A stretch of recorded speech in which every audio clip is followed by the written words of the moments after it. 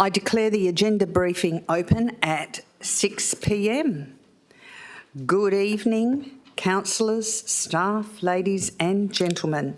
This meeting today is being held on Whadjuk Noongar Budja, and I would like to acknowledge and pay my respects to elders past, present and future. I thank all past and present members of the community that have supported the city to better understand and value Noongar culture within the city of Wanneroo. I invite you to bow your head in prayer. Lord, we thank you for blessing our city, our community and our council. Guide us all in our decision-making to act fairly, without fear or favour, and with compassion, integrity, wisdom and honesty. May we show true leadership, be inclusive of all, and guide all of the city's people and many families to a prosperous future that all may share. We ask this in your name. Amen.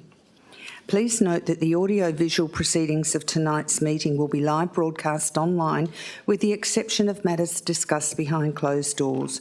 The broadcast of the proceedings of the meeting can be accessed live and on demand through the City of Wanneroo YouTube channel. Item 1, attendances are here as per the record. Item 2, apologies and leave of absence. Councillor Marizanne Moore is on parental leave and Councillor Bedworth is on a leave of absence. Item 3, deputations. Deputations must relate to a report on the current agenda briefing agenda. 2, a deputation is not to exceed 3 speakers in number and only those speakers may address the council members. 3, speakers of a deputation will collectively have a maximum of up to 5 minutes, depending on the number of deputations received. We have 11 deputations this evening, so because of that, it will be 5 minutes per deputation.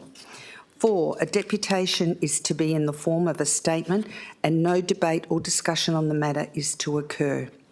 5, questions from council members relating to the subject matter should be reserved until the administration has presented on the relevant report during the meeting.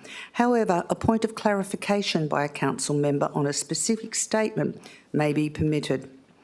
Public questions are not heard at an agenda briefing meeting and will be heard at an ordinary council meeting. The following deputations have been confirmed and each deputation has 5 minutes to address the council members on their nominated item or items. Please keep that in mind when making your deputation. Item 1 is from Kevin Bauman and it's about Yanship Lagoon Foreshore Management Plan Community Engagement Outcome. Kevin, would you like to take the podium? Press the silver button in front of... Are you fine there? Yeah.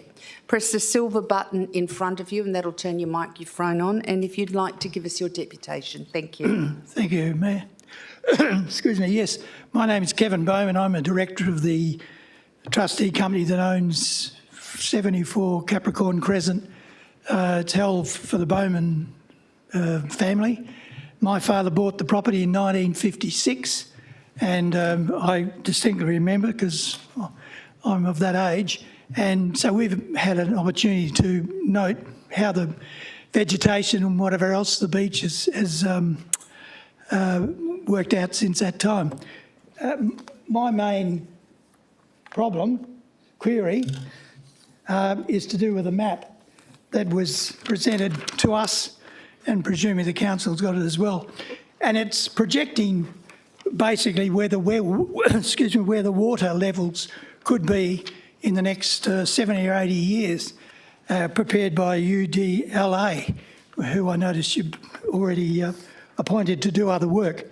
That's sort of by the by, but we would suggest that the assumptions made in that drawing are false. Well, we don't agree with them, full stop. And as I said, we have had 70 years of observation. In my submission, I presented photos put out by Landgate since 1965. And we believe rather than the ocean getting closer, the ocean is actually further away than it was 70 years ago. We estimate about 40 metres. There are now 2 lots of sandhills between us and the beach. Used to be only 1. So the water is getting further away than closer. And for that reason, and in fact, your projections show that our house, which is about 16 metres above sea level, will be underwater by the year 2100. I won't be there to see it, but I suspect it's not going to happen because it means you're going to lose about 6 or 7 inches for the next 70 years, which we think is improbable and certainly not based on past experience. So we suggest rather than put the walkway, which is proposed to be up closer to the road, we suggest you put it round about, I think, option E, which is down where there already is a pathway. It would mean that you don't have to disturb the dunes. I suspect it'd be a lot cheaper to do, and we think that's the most obvious solution. If you're going to build one anyway, we would question whether you need to, but that's your problem. But that's our main submission. As I said, the assumptions made, we believe, are not correct, and that's the basis of my submission anyway. Sorry for the voice. That's okay, Mr Bowman. Thank you very much for your presentation. We also have Julia McRae with the Yanship Foreshore Management Plan Community Engagement Outcome. Julia, would you like to give us your name, suburb you live in, and give us your presentation? Thank you. Yes, my name is Julie McRae. Thank you for the opportunity to speak. For full information about coastal and other things, please read my submission, which you have as an attachment. I seek the Council's support to reject the boardwalk component of the Yanship Lagoon Foreshore Management Plan and re-endorse the boardwalk from the preliminary management plan that the Council approved in February 2025, or one similarly located at the base of the dunes. I object to the boardwalk for the following reasons. Consultation. It has been incomplete and flawed. Process has not met standards and policies of state planning and the City of Wanneroo's own community engagement policy. The consultation report is a biased report. Mixed submissions cannot be included as either positive or negative because they are both. So correct data would show 30 submissions for the proposal and 50 submissions opposed. The landowners as stakeholders were not invited by the City nor Roberts Day to consult in relation to the Yanship Lagoon Master Plan in 2019, nor by UDLA regarding the preliminary foreshore management plan in 24-25. The landowners as stakeholders were first invited by the City to consult on the Yanship Lagoon draft foreshore management plan in early November 2025. That consultation consisted of one sole meeting. The plan does not meet the foreshore management plan objectives. A secondary pedestrian connection is supposed to link the homestead to the settlement, with potential further extension north to Capricorn Beach. The 2026 boardwalk is a dead-end route ending in car parks without possible extension. The 2026 boardwalk will destroy the very good quality vegetation of the dune. Dugites will re-encroach and will become a hazard on the boardwalk. Thirdly, it interferes with local landowners' rights and evacuation routes. The landowners at 74 and 78 Capricorn Esplanade cannot access the fire track, and the boardwalk will block the evacuation route west. So if there is a fire on the east side, they will be stuck. Landowners will experience injury or disability from smoke inhalation and heat exposure at a minimum. Privacy is also completely gone. The City has said not to worry, we will only see their heads. But heads have eyes in them with a phone with Zoom attached. Essentially, the City is proposing to build a viewing platform into our backyards. Imagine this is your wife, your daughter, your granddaughter being able to be photographed without permission like this.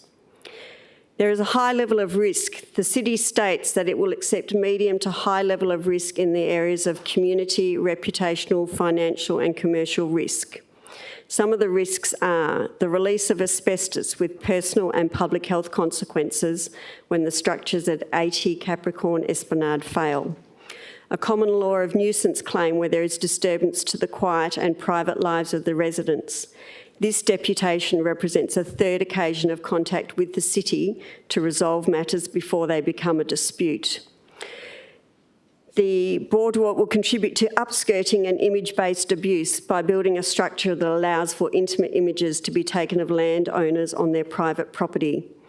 There could be claims in relation to the prevention of evacuation, as mentioned above, and claims for death and injury from snake bites, as mentioned above. Choosing to approve the 2026 boardwalk means the City and the Council has accepted those risks and liabilities. The cost of the boardwalk, the 2025 costing for a low boardwalk was $3 to $5 million, about $22,000 per metre. The 2026 boardwalk is elevated and so will be of higher cost. In addition, the City asserts that the 2026 boardwalk was assessed by Specialist Access Consultants OHA. However, OHA was shown the 2025 boardwalk, not the one before you in this plan. The City have therefore deceptively misappropriated endorsement. Ms McRae, you have 35 seconds left to finish your deputation. I'd give you an opportunity to wind it up appropriately. I've got about 6 sentences to go. Is that okay? 35 seconds. Thank you. Okay. The boardwalk does not provide the same access to the beach and foreshore as an able-bodied person and could therefore be indirect discrimination.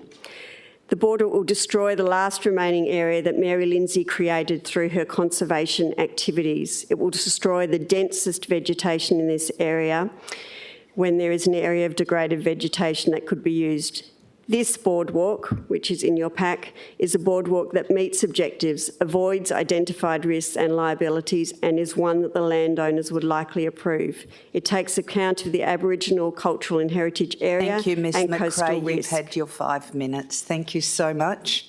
The next deputation is Deputation 3 is David Bowman. David Bowman, would you like to come and take the stand and give us the suburb you live in? Thank you.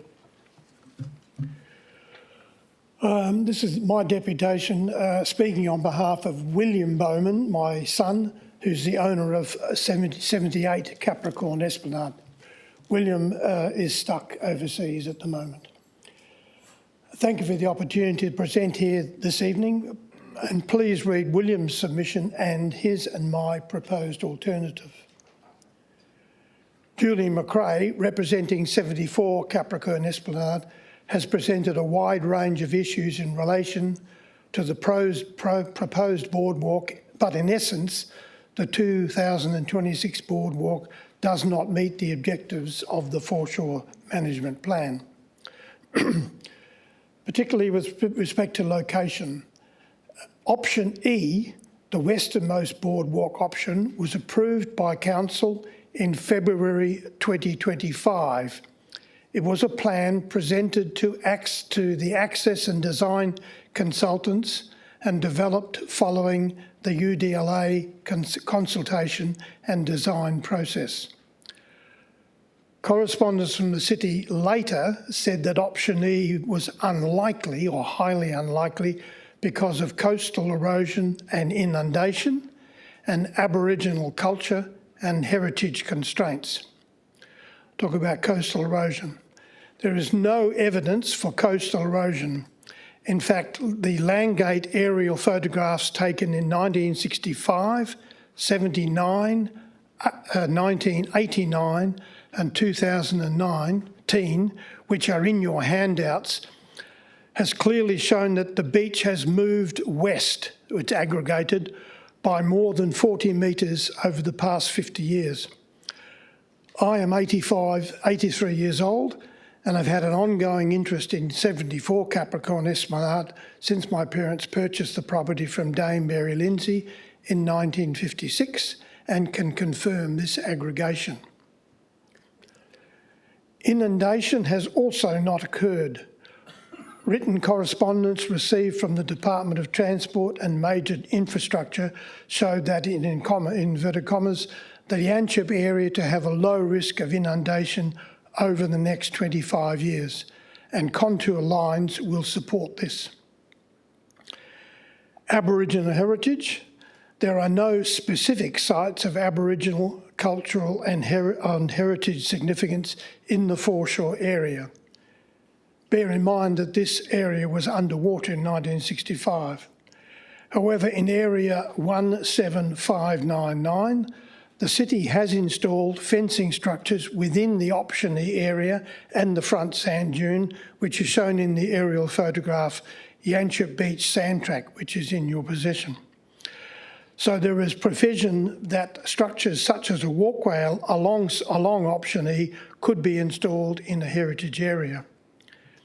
However, if permitting and approvals are a significant impediment, then a boardwalk running slightly east of option E and parallel to the Aboriginal culture heritage would be practical, meet the objectives of the DFMP and be of significantly lower cost than the elevated boardwalk currently proposed.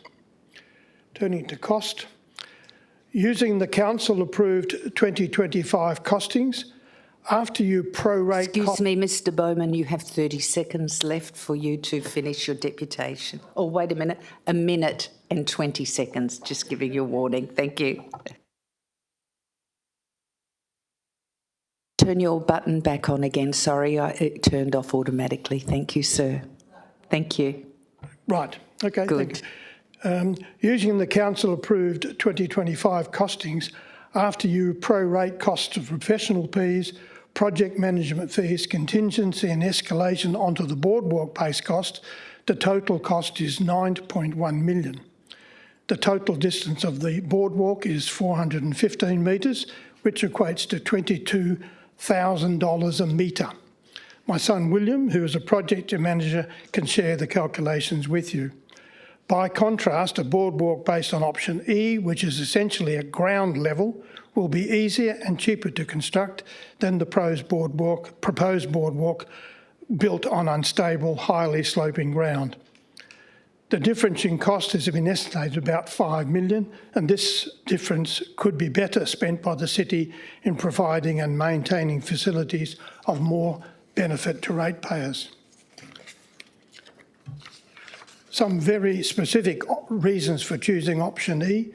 The sand track is already there and is used by ratepayers to access the 200 metres of beach between the Old Surf Club and the Excuse me, Mr surfboard Bowman, landing. you have 10 seconds left. Right. The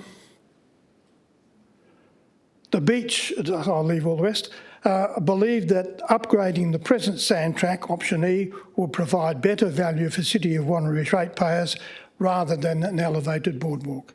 Thank you. Thank you for your deputation, Mr Bowman. We now go to deputation 4, which is about the Girraween Hub redevelopment from Mr Brett Treby, who's a former councillor here at the and I think you're the longest consecutive serving councillor. Is that correct, Mr Treby? Thank you, Madam Mayor. Yes, that is correct. And I was going to start off by saying, long-time listener, first-time caller. And I'd have to say this is actually quite strange. So bear with me.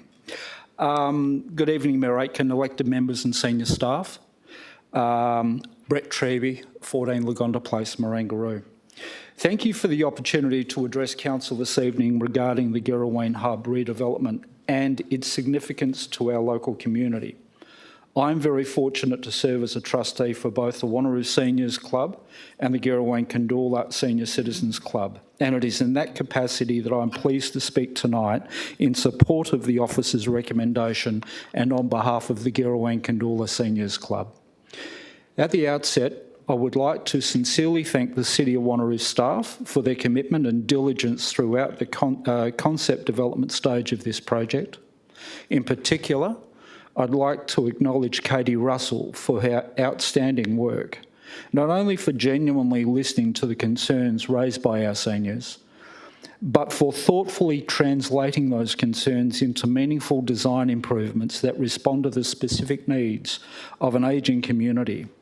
We recognise the time, care and consultation that has gone into this process, and we now feel confident that our needs are being appropriately considered as the project progresses. The club represents a diverse and active community of seniors, many of whom who have evolved and who have evolving and highly specific requirements. As we age, accessibility becomes increasingly critical. Features such as ramps, wide doorways, non-slip flooring and accessible toilet facilities are not conveniences, they are essential. And they enable independence and participation. Equally important is social inclusion, providing spaces where seniors feel safe, welcomed and able to connect with others plays a vital role in supporting mental health, social cohesion and overall well-being. It is also important to acknowledge the historical and functional context of the existing facility. The current Girraween Condola Senior Citizen Centre was purpose-built for the club in 1986. It proudly bears the club's name and has served as home for generations of members for nearly 40 years. However, many elements of the building have now reached the end of their functional life and require renewal. In addition, the facility reflects architectural and planning standards of the late 1970s and early 1980s, reflecting in poor alignment, suboptimal location, and limited compliance with contemporary SEPTED principles. These factors collectively constrain the building's ability to meet current and future community needs. Like many ageing community facilities located within the city's original establishment suburbs, reinvestment in infrastructure such as the Girraween Hub is just as critical as the development of new facilities in growth areas. It is also acknowledged that these established suburbs do not benefit from developer contribution plans, which makes funding more challenging. At the same time, communities within the city's South Ward have contributed intergenerational funding over several decades to support the services and infrastructure required for significant population growth elsewhere. From the club's perspective, reinvestment in the Girraween Hub is both justified and necessary to ensure the ongoing support for seniors and the broader local community. We also recognise that change can be difficult, particularly with seniors' communities. Acceptance and adaptation takes time, and this is something we're acutely aware of. Nevertheless, the club remains committed to working constructively throughout this transition in the best interests of its members. The club plays an active role in promoting the health and well-being of local seniors. We deliver a range of initiatives, including gentle exercise programs, wellness workshops, and regular social gatherings, all of which support physical health, social engagement, and positive ageing. Mr Truby, you've got 30 seconds left of your deputation. Oh, you're harsh, Madam Mayor. It is important that the club also provides meals, and this is a critical part of the program, and those meals provide for the positive impact and on the lives of our community members. But in closing, we look forward to continuing our collaborative relationship with the City of Wanneroo as the Girraween Hub redevelopment moves forward. We are optimistic about the future and confident that together we can deliver a welcoming, accessible and supportive facility that meets the needs of seniors in Girraween and Condola and the wider community. Thank you for your time and your consideration and your continued commitment to our community. Thank you, Mr Truby. Thank you. We now go to deputation number 5, which is about the Girraween Hub redevelopment update from Denise Kelly. Is Denise coming down to give her deputation? Mr Truby, is Denise here? Oh. I'll just have a look. Do we have a written deputation from her here?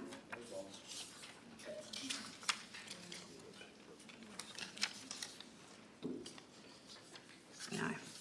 So we'll go on to deputation number 6, consideration of the minutes and decisions of the electors' annual general meeting with Rosalind Casey and Roseanne Watts.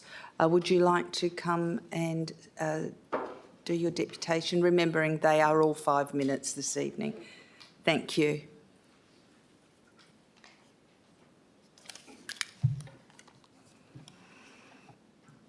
Good evening, Mayor and Councillors. I speak tonight regarding the unanimous 21-0 vote from the AGM of electors and on behalf of the 170 members of the Biggles Loves Addison community group.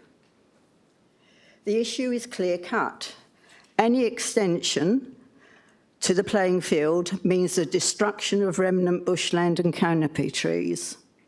Administration is well aware that Wanneroo has less than 5% canopy cover and is on the city's UFS list for priority tree planting, yet they refuse to rule out clearing more trees for a sports field extension that serves no local purpose. Clause 5.4 of Local Planning Policy 4.3 mandates that retention of natural bushland must be maximised. You cannot approve an extension that violates this core policy just to satisfy an inaccurate and outdated 2016 Active Reserves Master Plan that has been superseded by our current climate and canopy crisis.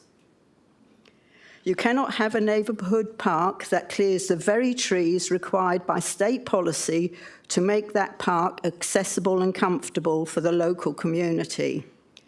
And just because council has allowed senior sport development in other neighbourhood parks does not justify doing it at Addison Park. For 3 years, a draft master plan for Addison Park has been hidden from public view. Assurance had been given that the project brief included the importance of existing vegetation.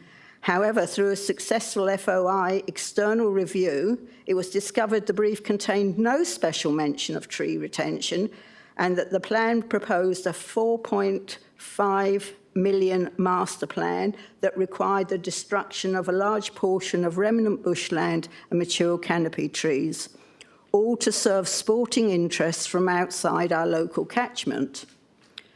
Administration has decided that the $4.5 million master plan should be discontinued without it ever being formally presented to you. The council, this is an overreach of administrative power. Council, not administration, must be the one to formally abandon the plan. Administration's claim that my personal inquiries delayed this plan does not hold up. Public inquiry is a mandatory requirement for sound governance. If a plan cannot survive basic questions, the flaw lies in the plan, not the resident. Blaming a resident for a 3-year administrative delay is deflection. I'd like to emphasise that I am not anti-sport. What I am is pro-community and pro-conservation. Unfortunately, Miss Watts is unable to be here tonight because of a family emergency. So am I allowed to speak on her behalf?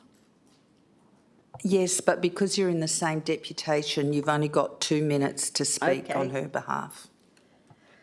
Currently, there is no safe wheelchair access from the primary school or the special education centre. It takes 2 adults to guide a single child's wheelchair across the park's uneven surface. This is a matter of basic dignity and safety.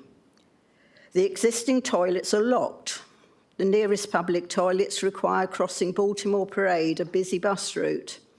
As a result, children, and dare I say the occasional adult, are forced to relieve themselves in the bushes. Contrary to administration's advice, junior clubs do not use the existing facilities. They have adopted the Arrive in Kit safety measure promoted by Sports Integrity Australia. This effectively makes the existing building a stranded asset. How can administration justify spending millions on senior scale change rooms for us teams outside the area when the current facilities are unused and the community is excluded? While we are absolutely delighted with the newly installed exercise equipment, barbecue and picnic shelter, Council should not forget these facilities were long overdue and were only installed as a result of community petition and representations to Council. The $850,000 held in reserve for 6 years should be released now. Do not hold it hostage for a playing field extension. Use it for the universal access paths and public toilets this community actually needs. Ms Kelly, you've got 20 seconds. We therefore ask that you formally abandon all senior sport development plans, reject the neighbourhood sport classification and restore recreation status to the park, and direct the immediate commencement of a new park master plan focused on neighbourhood facilities, not a sports field we don't need at a cost to the environment we cannot afford. Thank you. Thank you, Ms Casey.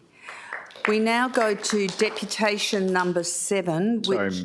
Sorry, Mayor, I had a clarification question for Ms Casey. You have a point of clarification if for that's Ms okay. Casey? Yes, go ahead. Thanks, Ms Casey, for your deputation. I just had a clarification question around one of the statements you made around when you were told that your inquiries were held up the process for 3 years. As council hasn't heard this before, do you have any information that you could give us even after the meeting or...?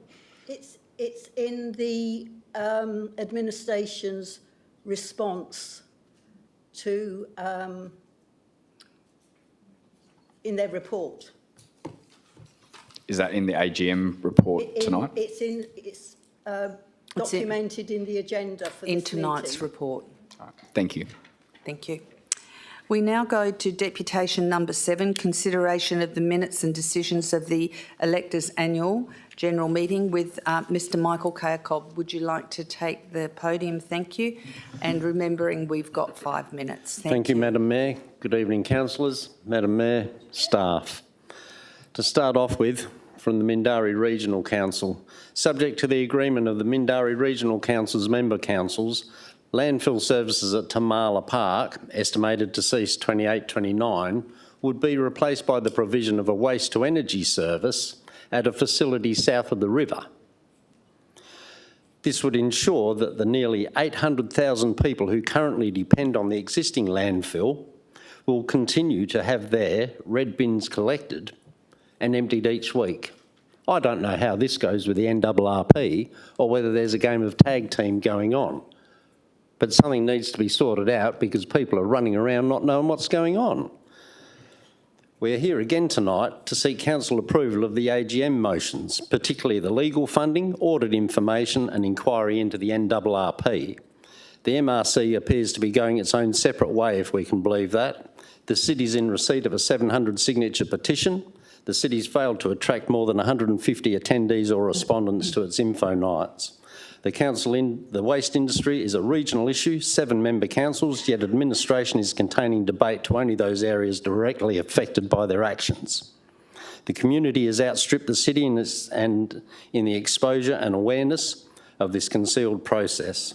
The administration has met with industry, local government, state governments and probably federal as well, but has neglected its major stakeholders. That's us. The town planning scheme was amended during the early post-COVID period, but item 4.4 tonight, councillors, has administration not actioning policy due to COVID restraints. I think they had more than enough time. The city's website had a glitch. The city was forced to include a separate failed second attempt at engagement info night. The city was forced to issue letters to surrounding residents 5 kilometres, and not all people have received those letters. The city has had its Flynn Drive dualling put on hold and has to move to Neves Road. The clearing permit is subject to appeal. No representation from ward councillors or others. Ward councillors using election mandate for waste to energy, but negating his 2.5% rate increase mandate. Media posts that this is a done deal. Failure to answer questions. AGM audio-visual recording fiasco when someone here knows better as there was a policy. Conflicts of interest from MRC delegates. Conflicts of interest from elected members. Conflicts of interest from administration. Conflicts of interest for the Catalina Regional Council.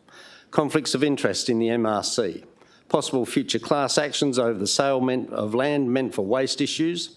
Undisclosed negative health effects on residents and future generations, councillors. Undisclosed negative environmental effects on our environments, councillors. Agriculture, recreation and endangered species, and particularly the Nangara water mound.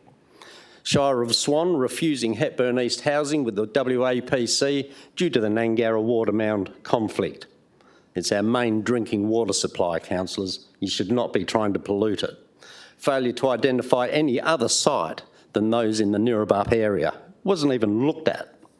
Earmarking Lot 600 decades ago for waste, refusing credible offers to purchase Lot 600, inclusion of Lot 600 into the NIA, refusal to recognise the Power Precinct Gazettal and the removal process required thereof, using terms such as generally accepted, industry standards, when no Australian standards apply, as there are none, and no operating waste-to-energy incinerators to base any decisions upon. Failing to understand that the European standards cannot and do not apply in Australia due to our unique lifestyle and environments. Failure to afford any health protection to residents by avoiding baseline monitoring of the NRRP incinerator.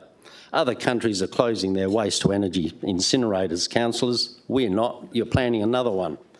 Those that have conflicts should not be voting now or in the past.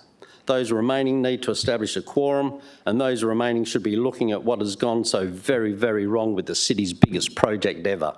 It started prior to 2018 when the Director of Assets went to the Australian Waste-to-Energy Forum. It started when you failed to consult, not engage but consult with us. And we've heard more people here tonight that have not been consulted and are upset and aggrieved. It's your job, councillors. I think your policy needs Mr. adjusting. Cacob, you have 30 seconds left for your deputation. Thank you, Madam Mayor. Noting that no one has previously declared any conflicts of interest until your info night when I told a councillor in the presence of another councillor that he is remiss not to declare interests. Now you have a problem, councillors, and we're upset. Thank you for your... Thank you for your deputation, Mr. Cacob. We have our 8th deputation, which is consideration of minutes and decisions at the electors' annual general meeting. Ingrid Martin, would you like to come and take the podium? Thank you.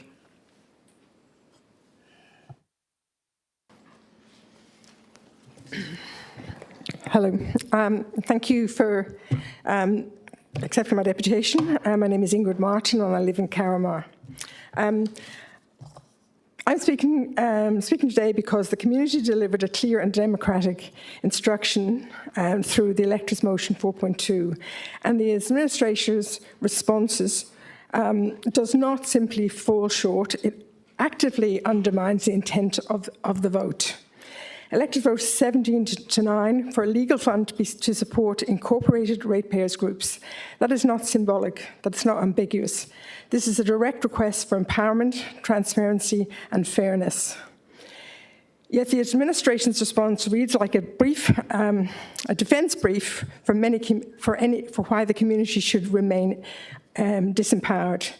Instead of engaging with the purpose of the motion, the response listed every conceivable reason to avoid it. Insurance fears, hypothetical legal risks, administration inconvenience, and even the suggestion that empowering the community might somehow invalidate the city's insurance. These arguments are not neutral. They're designed to intimidate council into inaction. Let's be honest. If the city believed that independent legal scrutiny is a threat, then the problem is not the motion. The problem is the city's own processes. The administration also claims that the $1 million request is disproportionate because the city's legal budget is $500,000. The comparison is misleading and frankly dismissive. The city's legal budget is used to defend itself. The electors' proposal about giving the community the ability to understand and challenge decisions that affect their health, environment and well-being. They are not comparable competing expenses. They are fundamental components of accountability. The responses also leans heavily on administration burdens, conflicts of interest concerns, and the need for consultation. These are not barriers. These are routine governance tasks. The city manages far more complex frameworks every day. To suggest that this particular initiative is too difficult is simply an excuse. What is most troubling is what the response refuses to acknowledge. Ratepayer groups feel outmatched unheard, and unable to participate meaningfully in decisions that shape their communities. This motion is a direct response to the imbalance. Instead of recognising that, the administration has produced a document that effectively tells the community, you're asking too much, sit down. This is unacceptable. If the city truly values community engagement, then it must do more than note motions and catalogue reasons to avoid them. It must demonstrate a willingness to work with electors, not shut them down with bureaucratic caution. Council now has a choice. You can accept a response that encourages scrutiny, discourages empowerment, and discourages community participation, or you can honour the democratic vote of the electors and commit to exploring a fair, transparent and workable model that gives ratepayers groups the tools they need to participate on equal footing. The community is not asking for special treatment, they're asking for fairness, they're asking for respect, and they're asking for the ability to be informed and to be heard. Council has an opportunity to show leadership. Please do not hide behind the administration's fear-based reasoning. Stand with the electors who voted for this motion and demonstrate their voices matter. Thank you. Thank you, Ms Martin. We now go to Deputation number 9, proposed amendment to number 236 to the District Planning Stream number 2, DPS 2, Lot 5, number 330, Sydney Road, Nangara, and that is Elise Saraceni. Elise, would you like to start your deputation? Thank you. Thank you, Mayor and councillors. Good evening, and good evening to senior staff as well. My name is Elise Saraceni from TBB Planning, and I'm speaking on behalf of our client, the landowner of Lot 5, 330 Sydney Road, Nangara, and we're speaking in support of the proposal tonight. At the outset, we do acknowledge that a warehouse or storage use is generally better suited to an industrial area. However, the use is currently operating on the site, and at the time the activity commenced, our client was of the view that the use could commence without the need for planning approval. On that basis and understanding, our client entered into a leasing arrangement with the current lessee. The current infrastructure restrictions, specifically significant difficulties in obtaining a water licence, mean that the land cannot be developed or used for other types of rural or agricultural uses, which place a significant constraint on the site. Since compliant action commenced, our client has sought to address the situation by pursuing a planning pathway to legitimise the use, given the existing leasing arrangements. The amendment before Council proposes a controlled transitional arrangement rather than a permanent industrial outcome, with strict conditions designed to minimise any adverse amenity impacts and ensure that the use does not prejudice the site's future intended urban development. It is important to recognise that a warehouse storage use is a very broad land use definition that captures a wide range of activities with very different scales and impacts. The use proposed in this case is significantly lower intensity than many warehouse or storage operations, particularly given the strict operational limits proposed. With these limits, the activity is more akin to limited scale laydown storage, rather than a typical warehouse facility. It is also worth noting that the rural zone is not intended to function as a lifestyle zone, but rather as a zone that supports agriculture, rural production and other rural activities. In this context, rural areas often accommodate a range of working land uses that support operational and productive activities. The limited and contained storage activity proposed here is more consistent with that working rural context than a typical industrial warehouse facility. It is for this reason that many regional local governments allow a separate laydown or storage use as a discretionary use within rural zones. Importantly, the proposal already includes a number of safeguards, including limiting the operation to a maximum of 4 sea containers for commercial vehicles, prohibiting permanent buildings on site, excavation, fill, and requiring the screening of storage areas. Also imposing a maximum approval period of 10 years to ensure that the use remains temporary and reversible. We would be happy to reduce this timeframe further if Council considered 10 years to be excessive. We also note the report states that information relating to the detailed operation of the use, such as vehicle movements, hours of operation and number of employees, has not been provided. These matters are ordinarily addressed through a development application rather than a scheme amendment. However, given that the use is already operating, we would be happy to incorporate these additional operational conditions. We do recognise the concerns raised in the report, and we would welcome the opportunity to further refine the proposal to address these concerns, including modifying the amendment map so that the additional use only applies to the western portion of the site rather than to the entire lot, including conditions to ensure the eastern portion of the site is formally protected and retained in its existing vegetated state, additional landscaping and screening requirements, a clear decommissioning requirement, ensuring that all containers, materials and any hard stand is removed and the site reinstated once the approval period expires or urban planning progresses, and additional operational conditions including operating hours of 7 a.m. to 5 p.m. weekdays, a maximum of 10 vehicle movements per day and a maximum of 4 employees on site during operating hours at any one time. We believe these measures would further ensure the low intensity nature of the activity. We do acknowledge the concern raised in the report regarding potential precedent. However, this amendment proposes a highly site-specific additional use with clear operational limits and a Ms defined Saraceni, you've got 30 seconds time left. frame. Thank you. In closing, we respectfully suggest that the question before Council is whether a carefully controlled and time-limited arrangement for a small-scale existing activity can be managed in a way that maintains the integrity of the rural zone and protects the long-term planning intent for East Wanneroo. We would welcome the opportunity to work collaboratively with the City to refine the amendment and incorporate these additional safeguards, rather than pursue the route of lodging a request with the Minister to initiate the amendment under Section 76 of the Planning and Development Act. Thank you very much for your time this evening. Thank you, Ms Saraceni. We now go to deputation number 10, the proposed City of Wanneroo submission draft Carabooda District Plan. Joshua Carmody.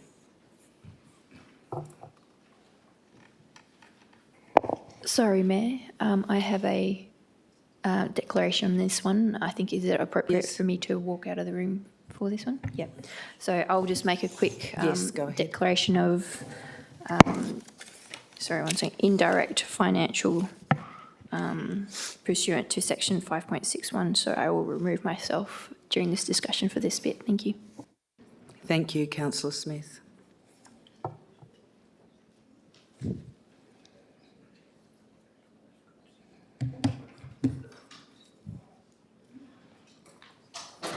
Mr Carmody, thank you. All right. I've been informed that some handouts have been distributed. Do the councillors all have a copy of that? Yep, great. All right. So I was expecting to be able to use this presentation, so I'll just, like I say, next page or something. All right, so I'm acting on behalf of Patrick Healy, the owner of 2624 and 2632 Wanneroo Road, which is the site containing the iconic Healy store.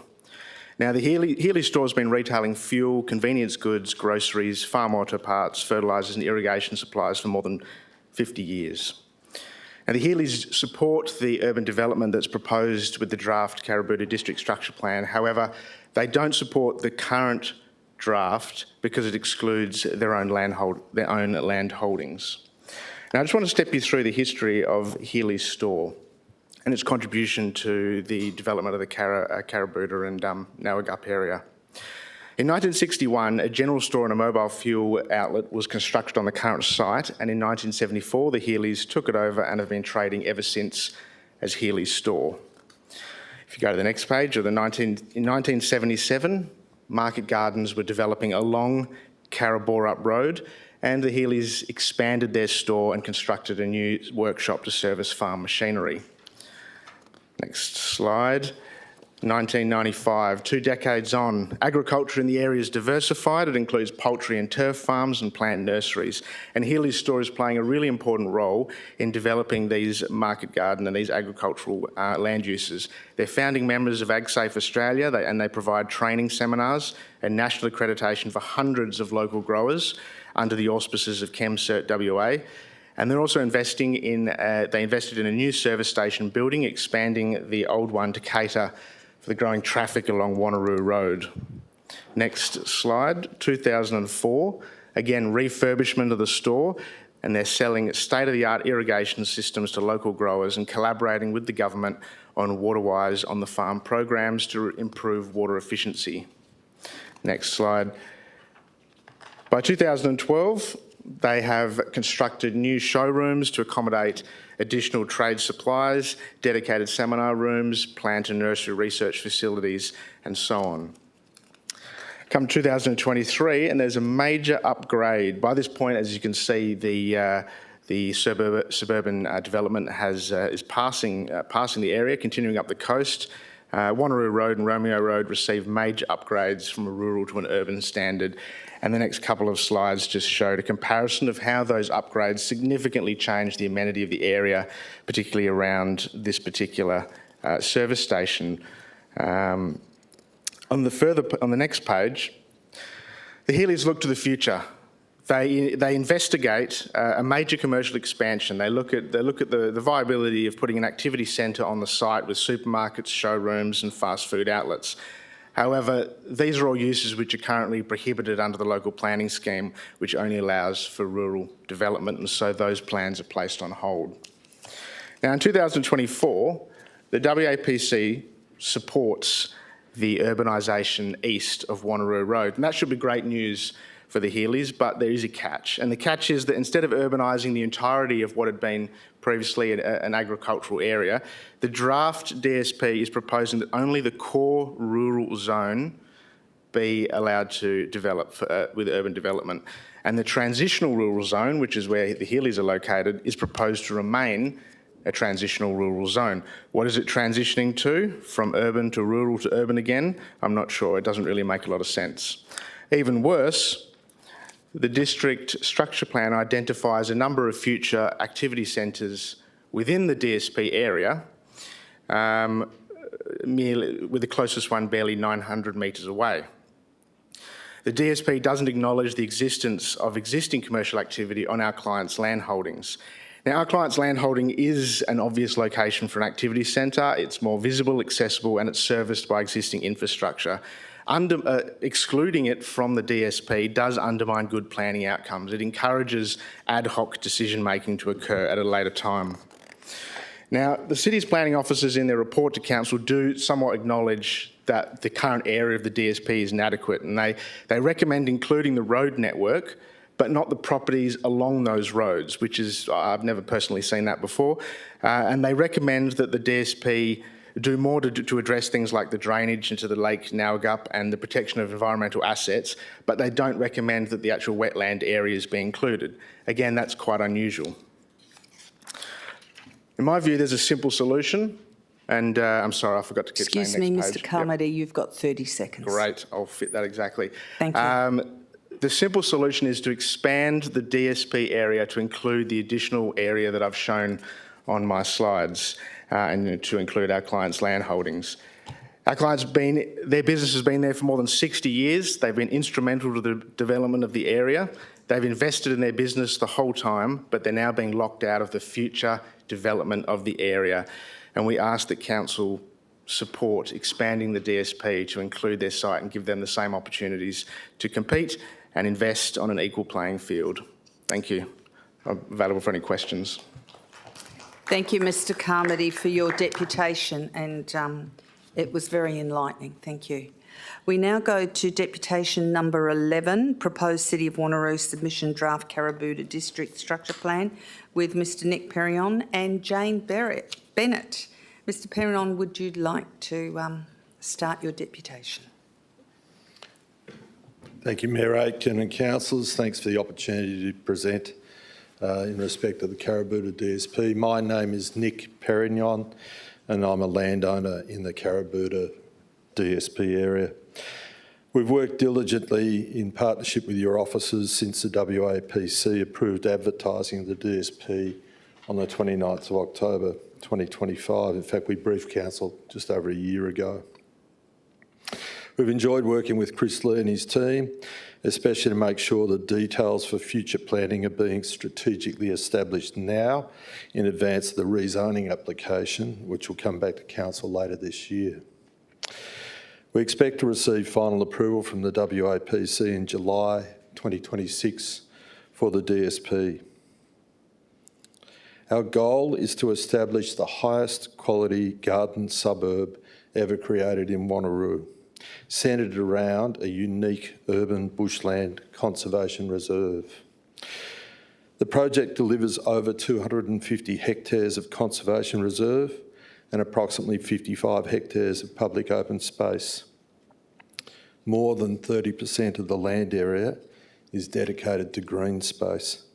That area is 60% of the size of Kings Park. We'll also focus on creating significant urban tree canopy in our streetscape designs. We've discussed the details of a specific area rating system to ensure the Council is wisely planning a financial management system to manage and maintain the conservation reserves and public open space on a permanent basis. We've also agreed with the state government to be formalised at rezoning to provide 1 in 9 lots to be purchased by the government for key worker housing. I like that aspect of the project the most. We want nurses, teachers, carers, bus and train drivers, police and firemen and emergency services personnel, all the vital cohort in our community, to get in first opportunity to live in the Carabooda residential district. We look forward to working with your team to progress the rezoning after DSP is approved by WAPC. We do not agree with the submission by Planning Solutions to include Healy's Garage in the DSP.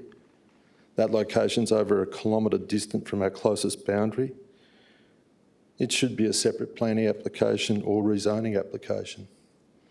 After three years of detailed environmental studies, Black Forest cockatoo habitat studies, traffic engineering, economic analysis, planning and civil engineering studies, it would be inappropriate to consider the additional area of approximately 350 hectares shown on the plan by the previous speaker without in-depth prior studies being carried out. We look forward to working with Council's officers on our DSP as we go forward. Thank you, Mayor. Thank you. Ms Bennett, you've got 2 minutes. I don't need to make any further comments, thank you. Thank you. And that ends our deputations. We now go to item 4. Sorry.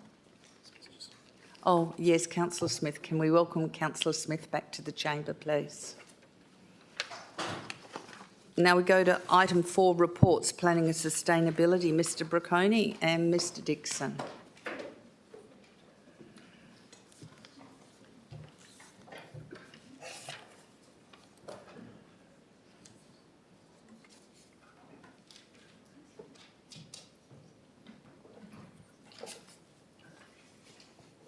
Are there any reports you'd like to speak to tonight?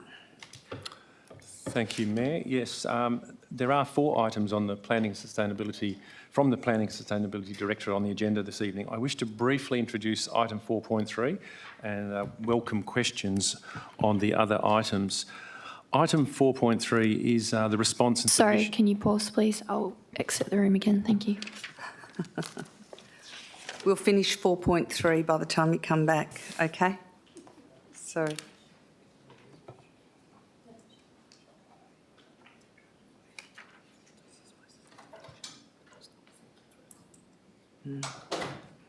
Back to 4.3, Mr Brocconi. Thank you, Mayor. Item 4.3 is the response and submission to the draft Carabooda District Structure Plan that has been advertised by the DPLH. The response, once considered by Council, will then be forwarded to the Department of Planning, Lands and Heritage for their consideration, and together with other submissions that they have received, they will make a determination on the DSP later this year. In terms of the draft DSP, administration supports the plan, which sets out the high-level planning for the future urbanisation of the area, and subject to some recommendations, as I say, administration, subject to some recommended modifications, administration is supportive of the proposal. I might just make a comment about the deputation from Mr Carmody from Planning Solutions. Administration is aware that Planning Solutions has made a submission to the DPLH. The City is also aware that other landowners have also made submissions to the DPLH to have their areas included into the DSP area. The City is a consultee in this process. We're not the proponent, we're not the decision maker. So those submissions will all need to be considered by the Department of Planning when they make a recommendation to the WAPC to determine the boundary of the district structure plan. So with that, Madam Mayor, we're happy to take questions on this item. Councillors, do we have any questions on item 4.3? Deputy Mayor Miles. Yeah, thank you, Mayor. Just a couple of light questions, Mr Brocconi. The first one is on the matter of the staging on the progress of the site and the developments.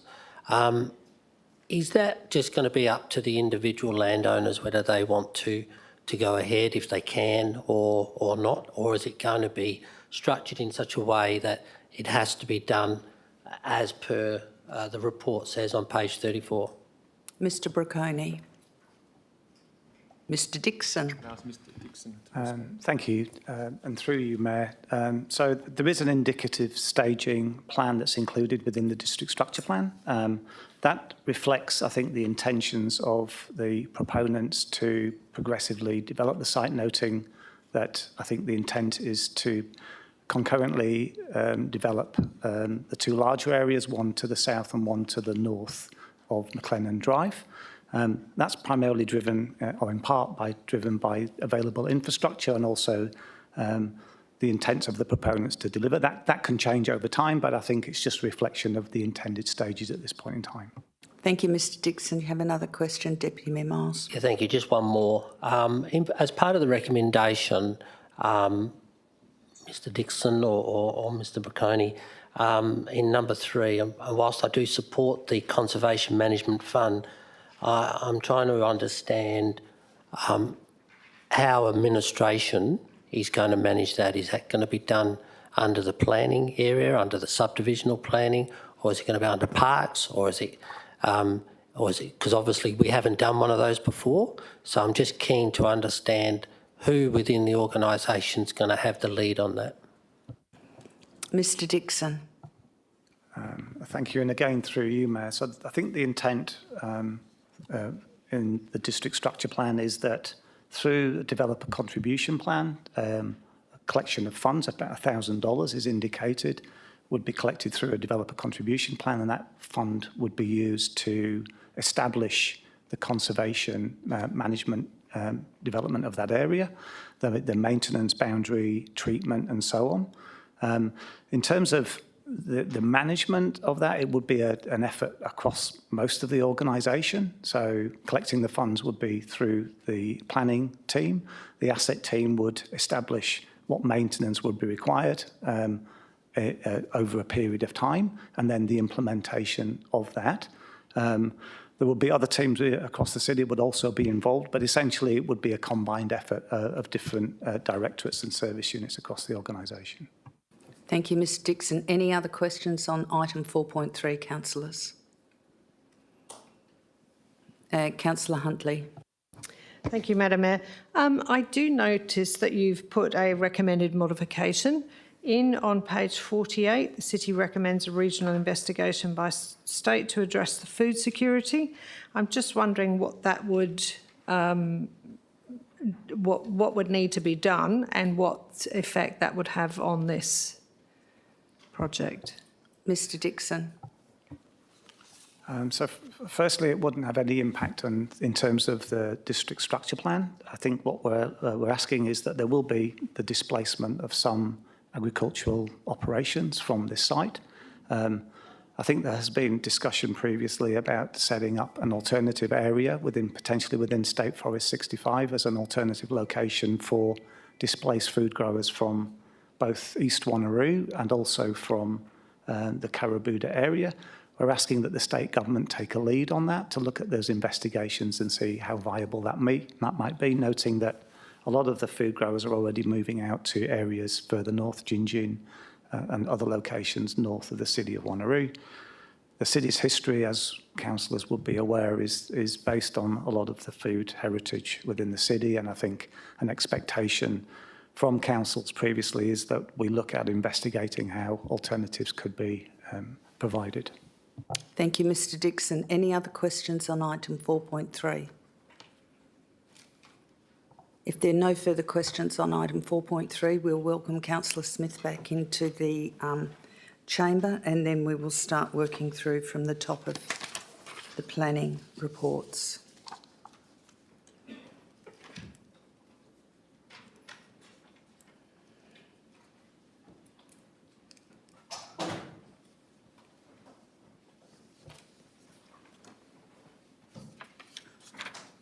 So, councillors, do we have any questions on item 4.1, consideration of amendment number 235 to District Planning Scheme number 2 to introduce an additional use of restricted premises at Strata Lot 2, 20 Prindiville Drive, Wangara? Deputy Mayor Miles. Yeah, thank you, Mayor. My question is, whilst I do support the idea of what we're trying to do, I'm trying to understand why we want to narrow it down to one particular strata lot and why we wouldn't broaden it to the industrial area as a whole. Mr Brocconi. Thank you. Through the chair. The amendment is very specific to the individual unit because this particular use is a restricted use. It is a controlled use, if you like, so it's not permitted in the zone. They are seeking an additional use. It's an extension to the premises, if you like. They already operate in one of the units. They want to extend into the other unit. To enable this use across the whole industrial area would not seem to be appropriate to me and inconsistent with the industrial zoning of the area. Thank you. Any other questions, councillors, on item 4.1? If there are no other questions on item 4.1, we go to item 4.2, proposed amendment number 236 to District Planning Scheme number 2, DPS 2, Lot 5, number 330 Sydney Road, Nangara. Do we have any questions on this item, councillors? Deputy Mayor Miles. Yeah, thank you, Mayor. My question is, and also listening to the deputation by Ms Saraceni, in her dot point, she talked about that it is a rural zone, and obviously this lot is predominantly a rural lot, and there's obviously some ancillary uses going on that site. Would we not take that into consideration, bearing in mind the primary use on that lot is rural, and the ancillary use in this case is some sort of warehousing and other work? Is that not still part of what I sometimes would believe would be rural use? Mr Brocconi. Thank you, Mayor. Well, there are no other activities that I'm aware of going on the site. This is the main activity occurring on the site. Even if there was some rural activities, this is not necessarily ancillary to a rural use. It is a storage and warehouse type use, which is not permitted in the rural zone.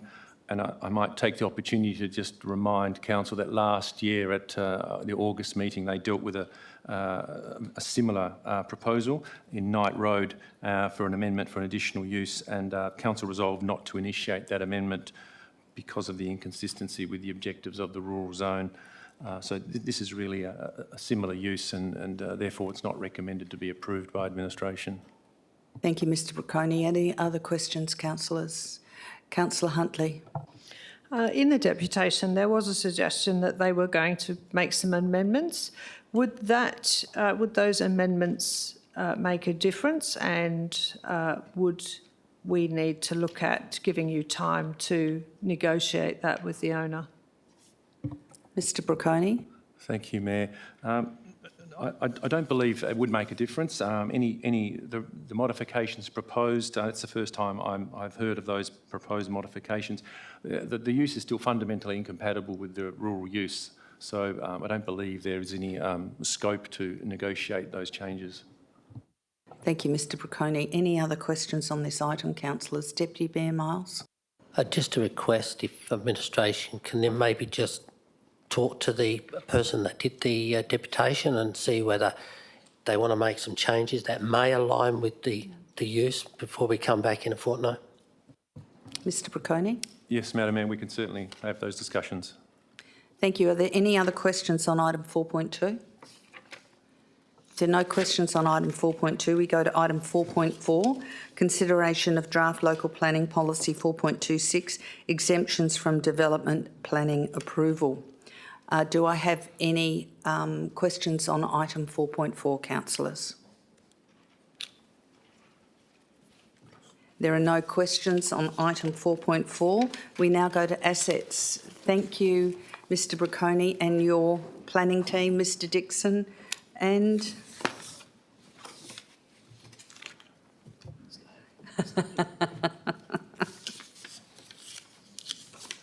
and Mr De Vecchis.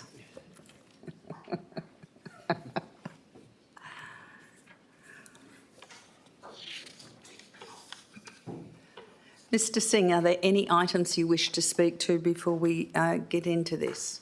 Yeah, thank you, Mayor. From Assets Directorate, I have 7 reports on the agenda tonight. Rather than, I'm not presenting any report, but just give you a brief context on item 4.5 and a couple of corrections we need to make to this item. Item 4.5, basically it's represented from April last year. Since then, we've done some work by appointing consultants to undertake further financial analysis on 2 scenarios, which are explained in the report. The attachment 2 and 3 have been provided to you in your folder. There are better readable versions. There are A3 versions in your folders. The actual attachments included in the agenda were A4, and I do understand they can't be read that properly. Recommendation 1, which is in this particular report, is not correct, and it's not needed to make a decision on this particular item. And recommendation 2 will also include a further attachment when the report comes back to you at the OCM. Happy to receive any questions. Thank you, Mr Singh. Councillors, do I have any questions on item 4.5, Ashby Operations Centre Master Plan? Councillor Wright. Thank you, Mayor. Just one question from me. When I read the report, obviously with the modification that's been done now, can I seek some clarification on what the overall intent is? So from my understanding reading the report, it is stage 1 and stage 2 is a refurbishment or an upgrade, and then there is a potential for a relocated operations centre somewhere else, or has that intent changed? Mr Singh. Yeah, thank you, Mayor. Now, the intention is that if Council accepts the recommendation made in this report, that actual operations centre will remain in Ashby and will implement the master plan as attached. There's a third attachment, which I mentioned earlier, which provides the further stages in the future, which are beyond stage attachment 2 and 3. What the report also recommends that it was identified in the previous studies that we will need a secondary centre in the northern suburbs from 2031 onwards. But this operations centre here will serve the purpose for the main operations for the city of Wanneroo, including future requirements. Thank you, Mr Singh. Councillor Wright, you have a second question? Yeah, thank you, Mayor. So just supplementary to that, so has administration's view changed now in abandoning the plans to relocate to Neerabup? Mr Singh. Yeah, thank you, Mayor. That was 2 options were considered when we brought the report to you back in April last year. And at that time, the information was considered that need to be refreshed with the new cost estimates and new financial modelling. And that work has been done. The 2 options have been considered, and we are recommending 1, which is to stay at Ashby and implement a master plan. Thank you, Mr Singh. Councillor Rowe. Thank you, Mayor. Page 90 of the agenda proper says the funding requirements for either scenario have not been considered in the current long-term financial plan. So my supposition from that is that the $43 million will need to be drawn down from reserves somewhere. My question is, in terms of the third recommendation, where it's to be listed for consideration in the LTFP, can the administration explain clearly what that means? When it comes to workshop, are you going to put forward a proposed funding model, or are you going to slot the project into the LTFP? Because we've had issues in the past of figuring out when this type of language is used, what the direct implications are.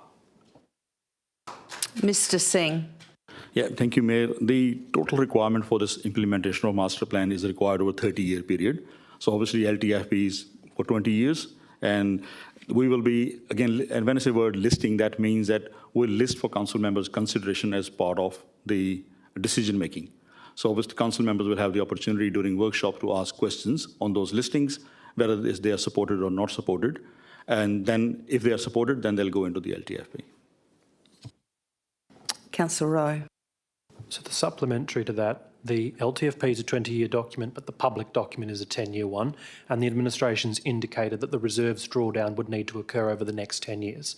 Will the administration commit to, when this item comes before a long-term financial plan workshop, that you put before us a reserves drawdown and replenishment program so we know where the money would be coming from and how it would be replenished? And if the answer is no, I'll foreshadow an amendment. Mr Singh. Yeah, thank you, Mayor. Yes, as part of the LTFP process, we can identify how this project can be funded or could be funded over the life of the LTFP. Thank you. Any other questions on this item? Deputy Mayor Miles. Yeah, thank you. Mayor, Mr Singh, on page 87, it says that we're still waiting for further updates from the Department of Land and Heritage with the site. I'm puzzled that we've got the report before us and we haven't had all of the questions answered from last year. Mr Singh. Yeah, thank you, Mayor. When Council deferred the decision last year back and requested administration to undertake further work and contact the Department of Land, Planning, Land and Heritage, which we did, we have been exchanging correspondence with the department, and there is a meeting scheduled to be held. It was scheduled to be held last week, has been postponed to a week or two's time. So the intention was that we'll have the meeting and have further updates provided for part of the OCM report. The initial indication from them is they have identified 4 sites for a potential secondary center, which my team is looking at the moment, which the prelim desktop study indicates that none of them will be suitable at this stage, given the amount of vegetation they all have. So we'll still meet with the department, try to explore the idea of any further site they may have to support a secondary operations centre in the northern suburbs. Thank you, Mr Singh. Deputy Mayor Miles. Yeah, thank you, Mayor. Also, further on that page, and it goes to a little bit to what Councillor Rowe has said, you're indicating scenario 2, where it could be relocate the operations centre to Nirrabub, and you're saying that the time frame for that could be between 9 and 10 years. I'm trying to understand why you nominate that timeline when we're building a waste facility in 3 years, and this site could be alongside that. Mr Singh. Thank you, Mayor. I think as part of the scenario planning, obviously we need to still identify a site. As part of this exercise, it was considered that if a suitable site is available now, it will take that much time for us to construct the facility and start moving there.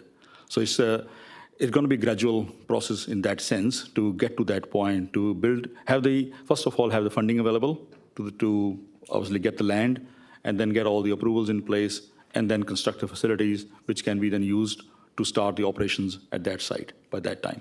That's the time frame which has been indicated for the financial analysis. That's the time in parallel, should relocation happen and should the development be able to be done at Ashby.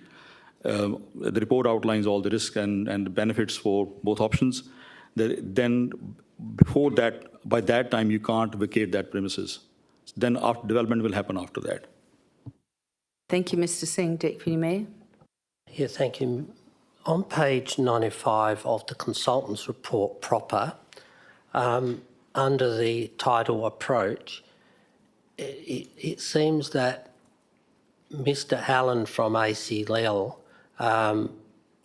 identified some assumptions and parameters, and it had to come back to administration to reach an agreement on what they would be. So what assumptions was he asking for that he couldn't obtain from his own individual consultant? Mr Singh. Thank you, Mayor. The assumption, obviously, we gave them a brief to prepare this report or to undertake this work.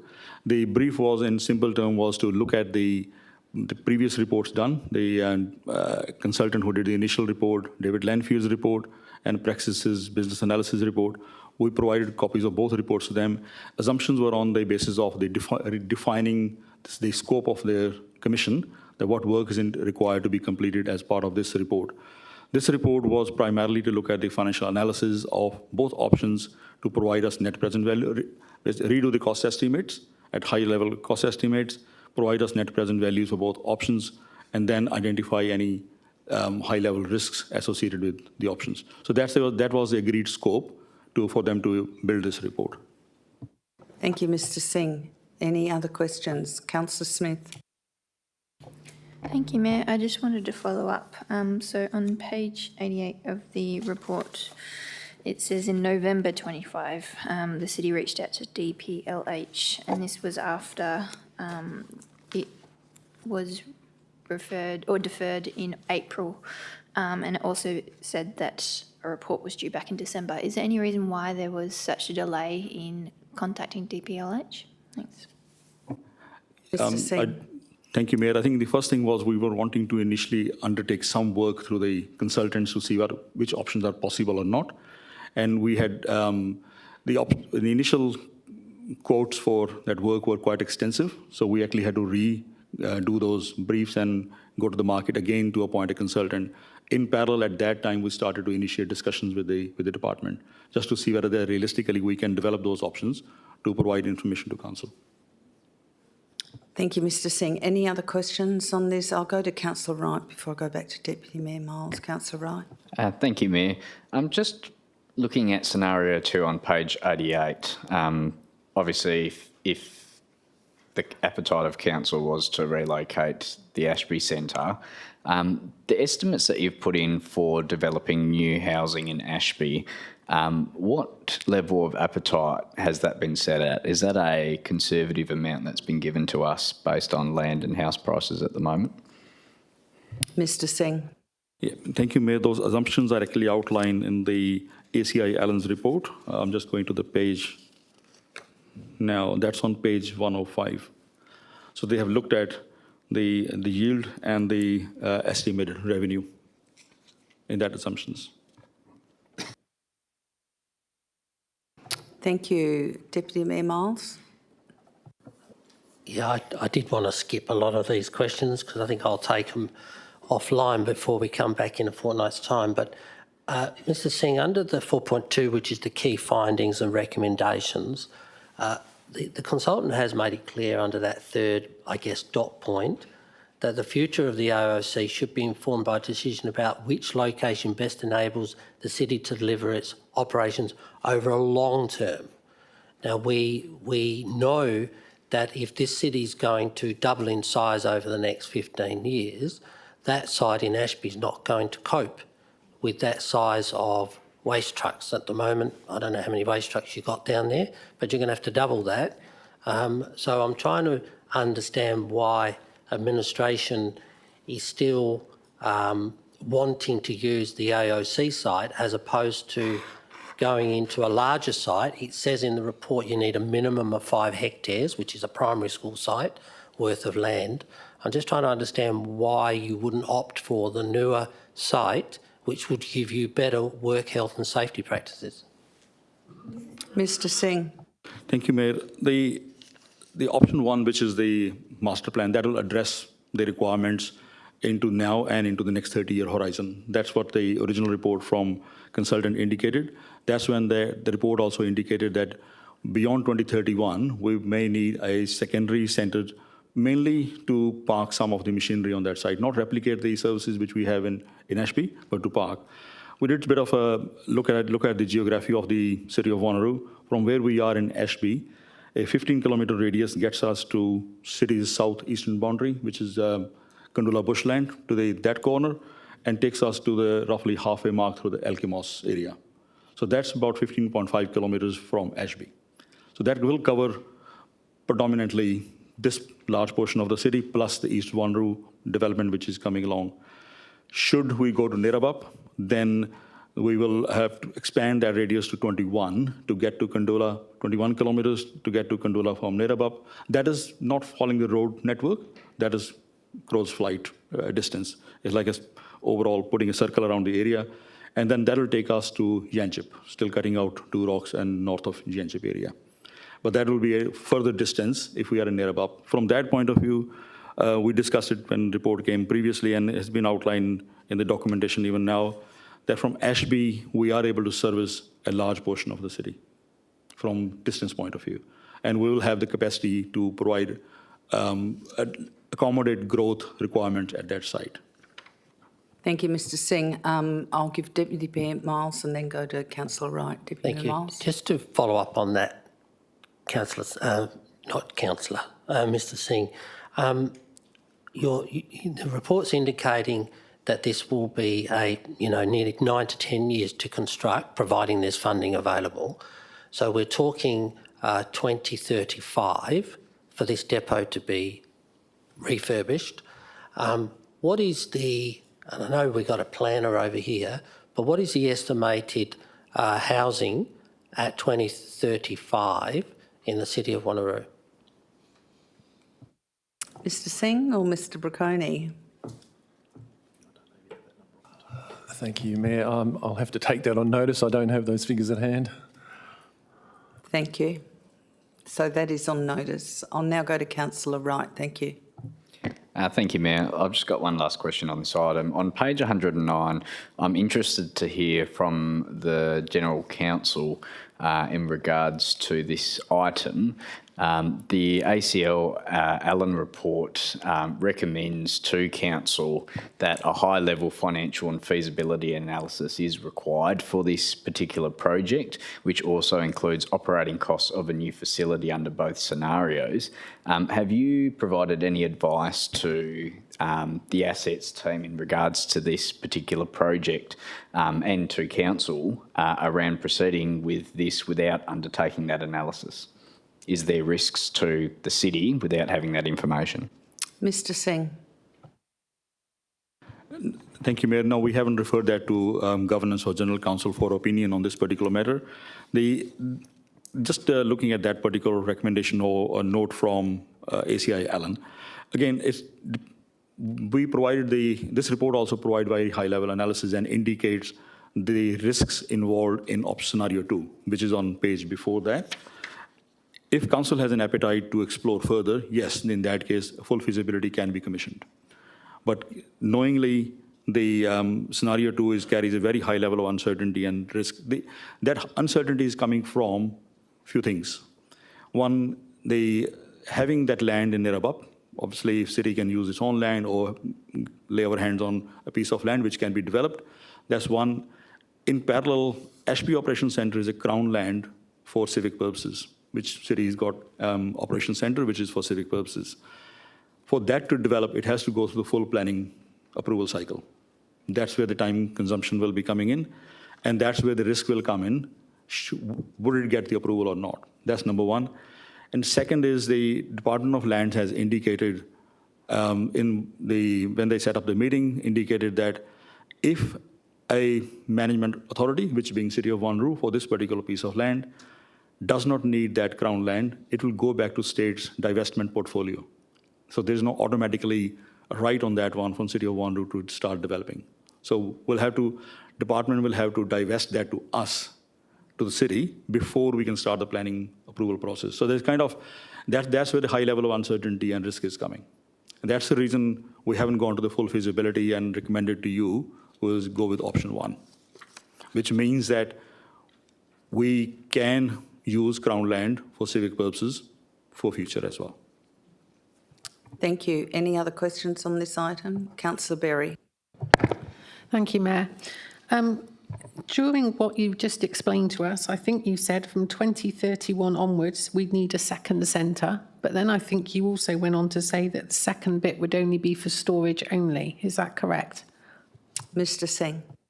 Thank you, Mayor. The report which was done by David Lanphier, one of the consultants, they recommended that you don't need to develop a full operation center as second operation center. This is mainly for parking your large vehicles who generally operate in that area. So that pretty much would cut the travel time and distance for that equipment. Thank you, Mr Singh. Councillor Berry. And as a supplementary to that, I can't see any costs for a second area to do storage in this report. Is there any indicative costs we can be given, please? Mr Singh. Thank you, Mayor. I'll check whether the consultant recommended that in previous report. But having said that, if council chooses to go with scenario 2, the secondary operations centre may still be needed to service northern suburbs. Thank you. Any other questions on this item, councillors? Councillor Figg. Thank you, Mayor. I just have one. Can we have a cost of the 2 separate consultants' reports, the costs we've incurred to get both of those, please? Thank you. Any other questions? There are no questions on item 4.5. I now go to item 4.6, PTO 40625, request for speed bumps on Southampton Lane, Mindari, updated traffic survey results. Do we have any questions on this item? Councillor Berry. Thank you, Mayor. The actual traffic counts were undertaken between 23rd of December and 28th of Jan 26. I'm going to assume that that was a constant traffic count. Has any consideration been given to the fact that that traffic will increase with the Clayton's 5-storey apartment development and how that could impact those residents going forward, please? Mr Barker. Thank you, through the Mayor. No, they won't increase substantially. Yes, there'll be extra traffic in the area from that development, but generally the laneway should only be used for the residential access and occasional access to the car park. Thank you. Councillor Berry, you have another question? Thank you. As a follow-up, yeah, I understand the laneway should be used by just the residents that should use that laneway. But the reason this petition got brought to us to start with is because the traffic calming isn't in the laneway. The traffic calming's out on the road, and they're trying to avoid the traffic calming by using the laneway. So the same argument could be used that the people that now go into Clayton's could also start avoiding the road and use the laneway to avoid the traffic calming that's on the road. Would administration agree? Mr Barker. Thank you. Yeah, look, it is possible, but the new residential development is where they will want to be anyway. It would only be if they wanted to go to the car park at the north end of the mole that they would be needing to go that way, and I would suggest they should be walking or cycling anyway. It's so close. Thank you, Mr Barker. Any other questions on this item? Councillor Rowe. Mr Singh wants to make a comment. Thank you, Mayor. Taking on just Councillor Berry's point with the additional traffic which may come, the numbers are indicating that the traffic count we did for over a month period, 89 vehicles per day, which is pretty low number even for a laneway. So even if the development does come and the whole street gets fully developed, numbers will still be pretty low. Thank you. Councillor Rowe. Thank you, Mayor. Can the administration, it might not be relevant to a specific lane, but these requests through petitions or through CRMs for traffic counts, how does the administration decide where on the road it locates the traffic counter? Because anecdotally, a lot of the feedback we get is that the locations are specifically chosen because they don't produce high speeds, which affect the overall score. So I'd like to give you a chance to comment on that. Mr Barker. Oh, thank you, Councillor. We need to have something to fasten the counter to, so generally it will be a street light pole or a tree, something like that. But we also do try and locate the counter close to where the person that's making the complaint lives, if we're able to identify it. Or, yeah, we will just look at the road length and determine where we think that fastest the highest speed is likely to be recorded. So, no, we don't deliberately set out to get the low scores. Thank you, Mr Barker. Are there any other questions on item 4.6? If there are no... Oh, Councillor Berry. I just want to foreshadow an amendment for next week, thank you, or 2 weeks, thank you. Thank you, Councillor Berry. We now go to item 4.7, PTO 50625, request for nighttime closure and increased security of the public boardwalk and jetty at the southwest corner of Mindari Marina. Results of public consultation. Do I have any questions on this item? Councillor Berry. Thank you. Do we have any ranger reports of how many times the rangers have been called to this location for antisocial behaviour? And do we have any records from the police as to how many times they've been called, please?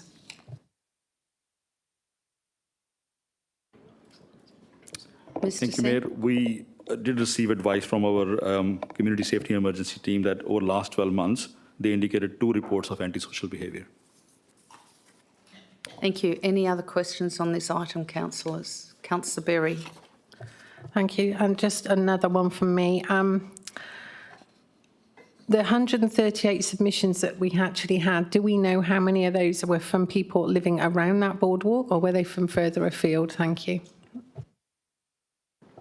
Mr. Singh. Thank you, Mayor. The majority of the submissions in favour were from the residents adjoining the boardwalk, and the majority opposing were from the wider community, which is quite logical in that sense. Thank you. Any other questions on this item, councillors? If there are no questions on this item, we now go to item 4.8, petition PTO 10625, closure of public access way, Rupara Circle, Quinns Rocks, results of public consultation. Do I have any questions on this item? Councillor Rowe. Thank you, Mayor. If I'm correct, this is the 7th petition for a request of closing a PAW in my 5 years on council. So I insert that preamble with your indulgence.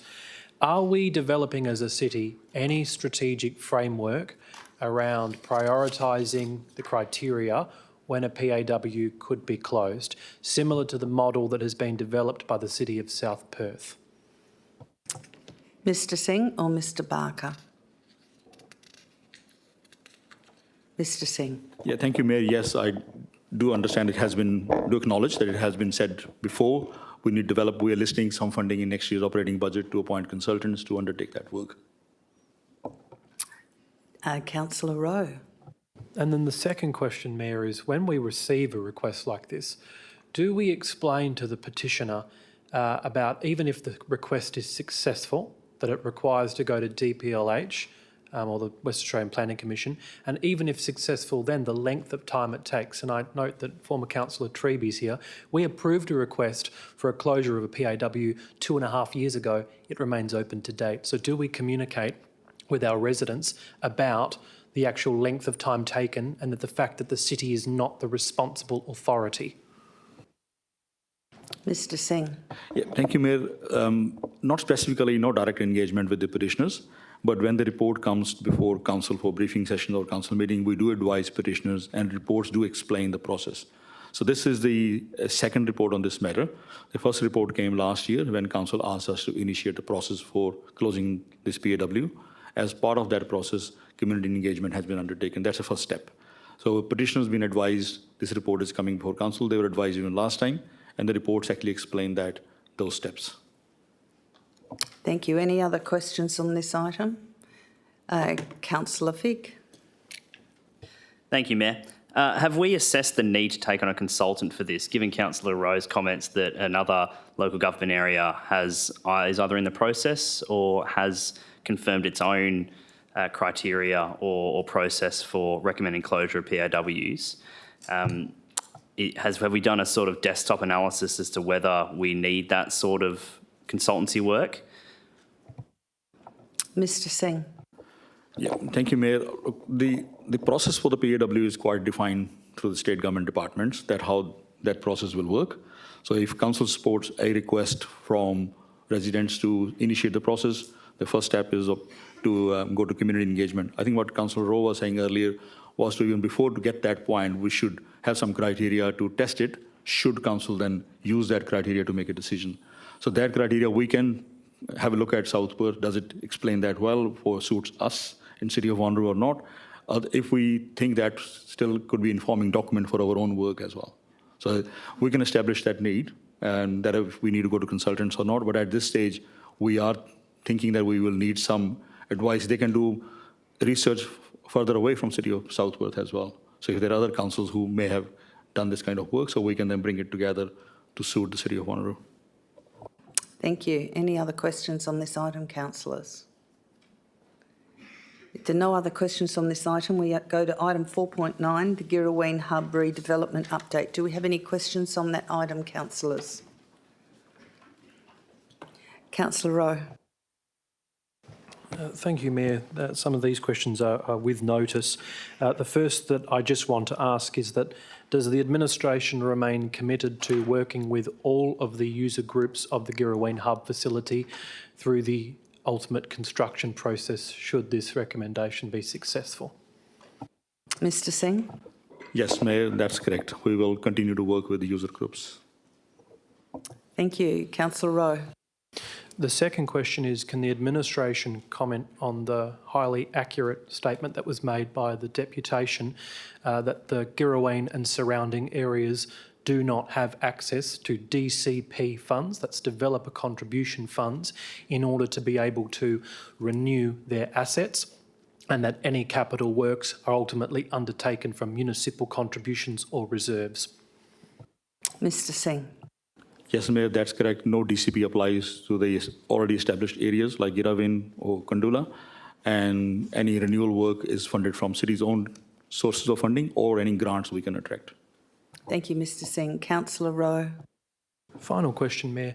Can the administration confirm, for the benefit of colleagues and anyone listening, that the administration explored all available funding avenues, which included state and federal election bids and ultimately a Commonwealth grant for the Urban Precincts Partnership Program, 2 applications for that. So from the administration's perspective, that they are satisfied, they explored all possible funding avenues to get us to this stage? Mr Singh.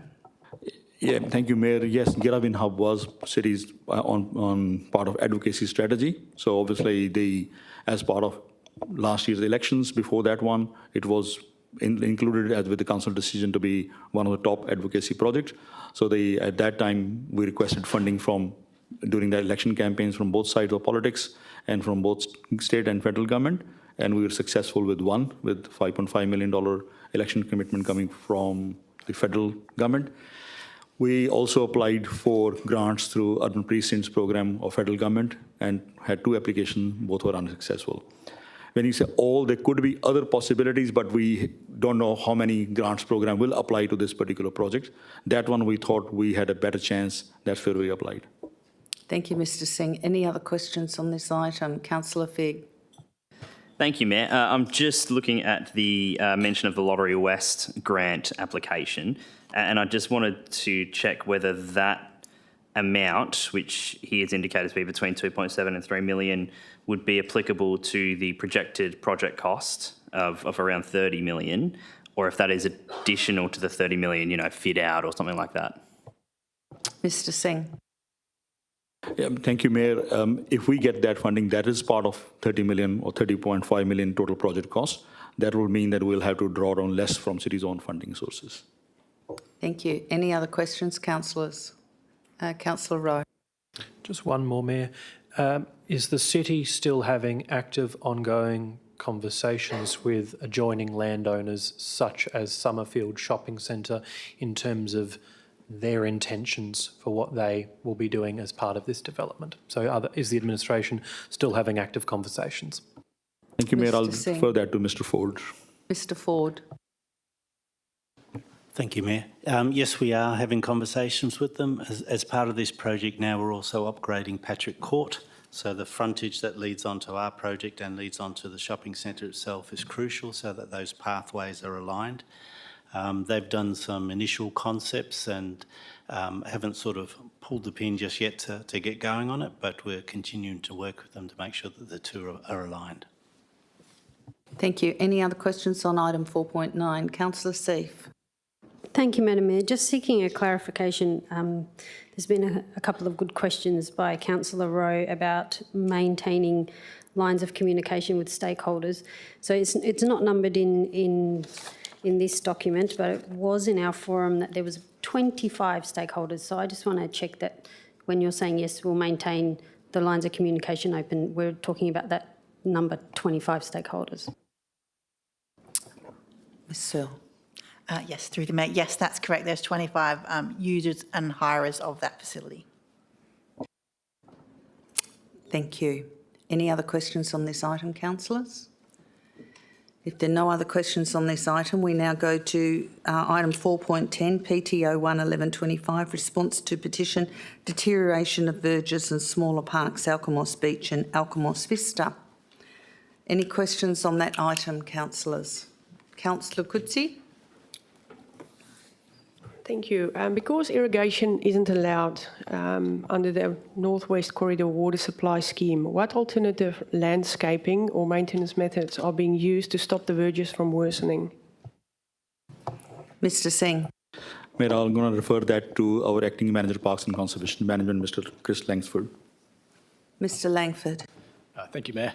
So our verges and medians are maintained through our verges and medians are maintained through 3 weekly servicing in accordance with our streetscape review that was undertaken.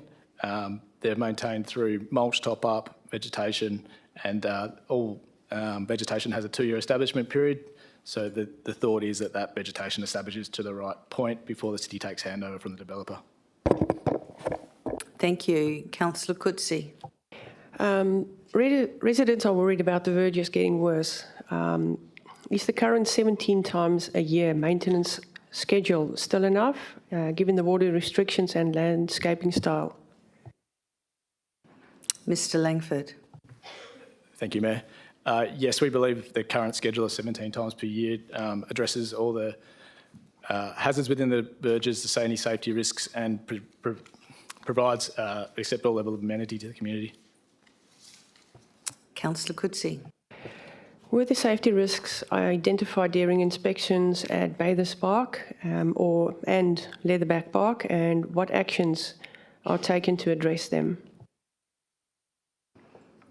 Mr Langford. Through you, Mayor. Those issues were, the ones at Bathurst Park were addressed through conversations with the developer, that Bathurst Park is still under the maintenance of the developer, so those have been addressed through the developer. The issue at Leatherback Park with the fence around the playground, I think, is being addressed through future capital works upgrades. And I've got one more question. What is the city's plan to improve communication with residents about what they can expect from the city versus what they are responsible for maintaining themselves? Mr Langford. Thank you, Mayor. Through the streetscape review, the city committed to provide a communications plan to residents. We will continue to roll that plan out, and there will be upcoming communications through our range of services and through Parks Conservation, through social media and our website on residential responsibilities and what the city undertakes in terms of maintenance. Thank you, Mr Langford. Councillor Berry, did you have a question? Thank you, Mayor. How many parks are there in Alkimos Beach and Alkimos Vista, and how many of those parks are currently under the city's maintenance as opposed to Stockland maintenance? Thank you. Mr Langford.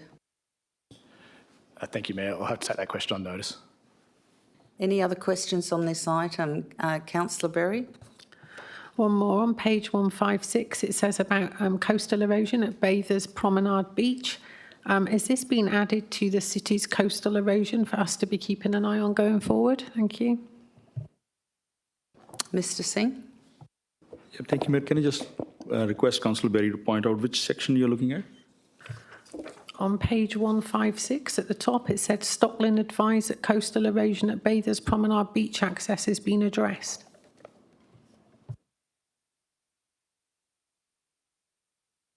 Thank you, Mayor. That is still the developer's responsibility. We can get an update from them and provide information as part of the report in fortnight's time.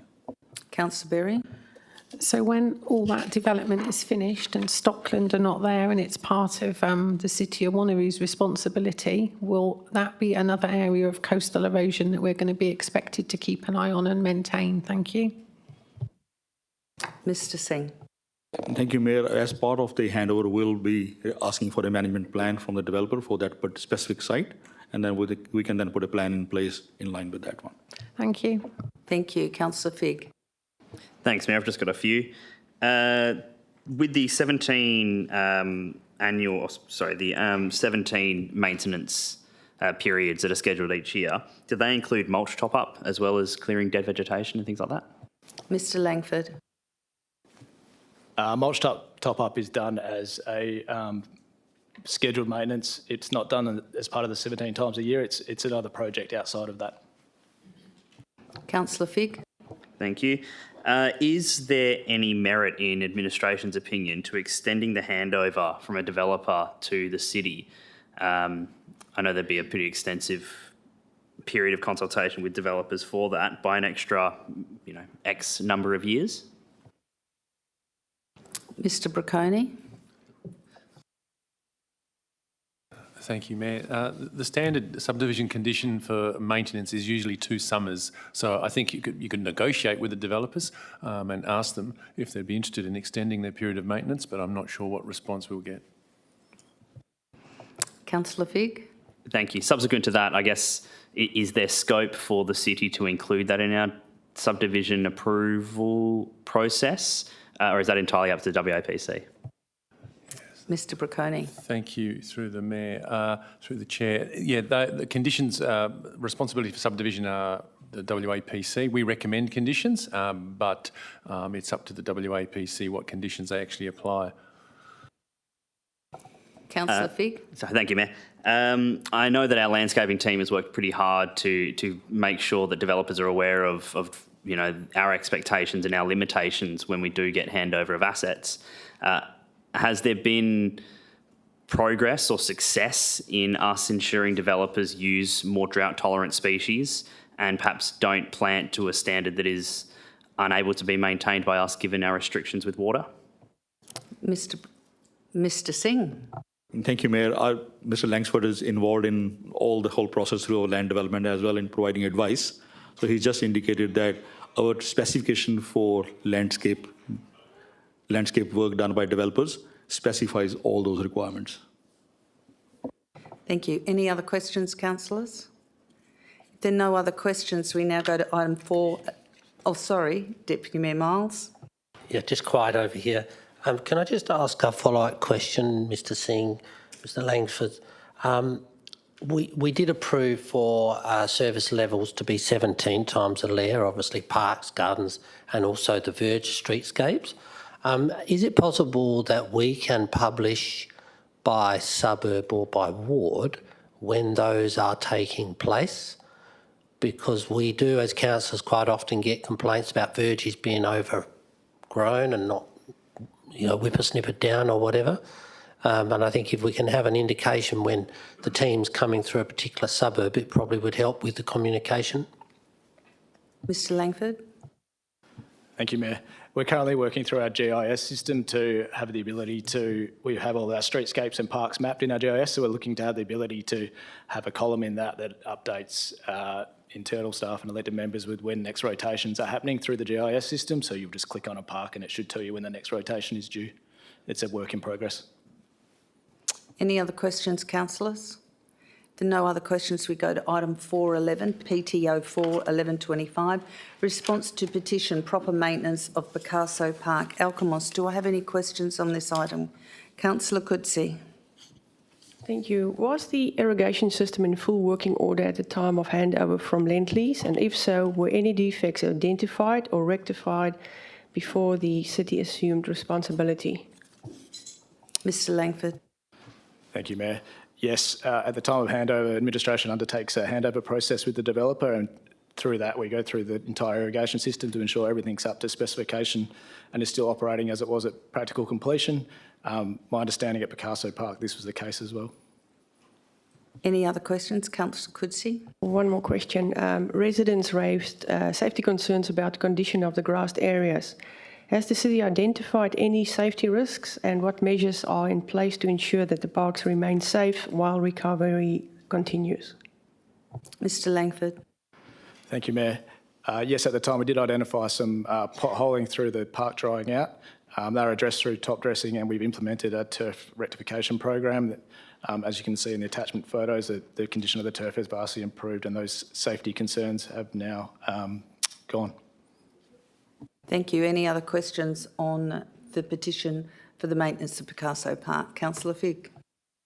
Thanks, Mayor. This might be a bit of a cheeky one to ask, given it's about a specific park, but has the city had any word from the state government about whether the completion of the Alkimos desalination plant would bring about a review of the arrangements with the water allocations in the northern suburbs?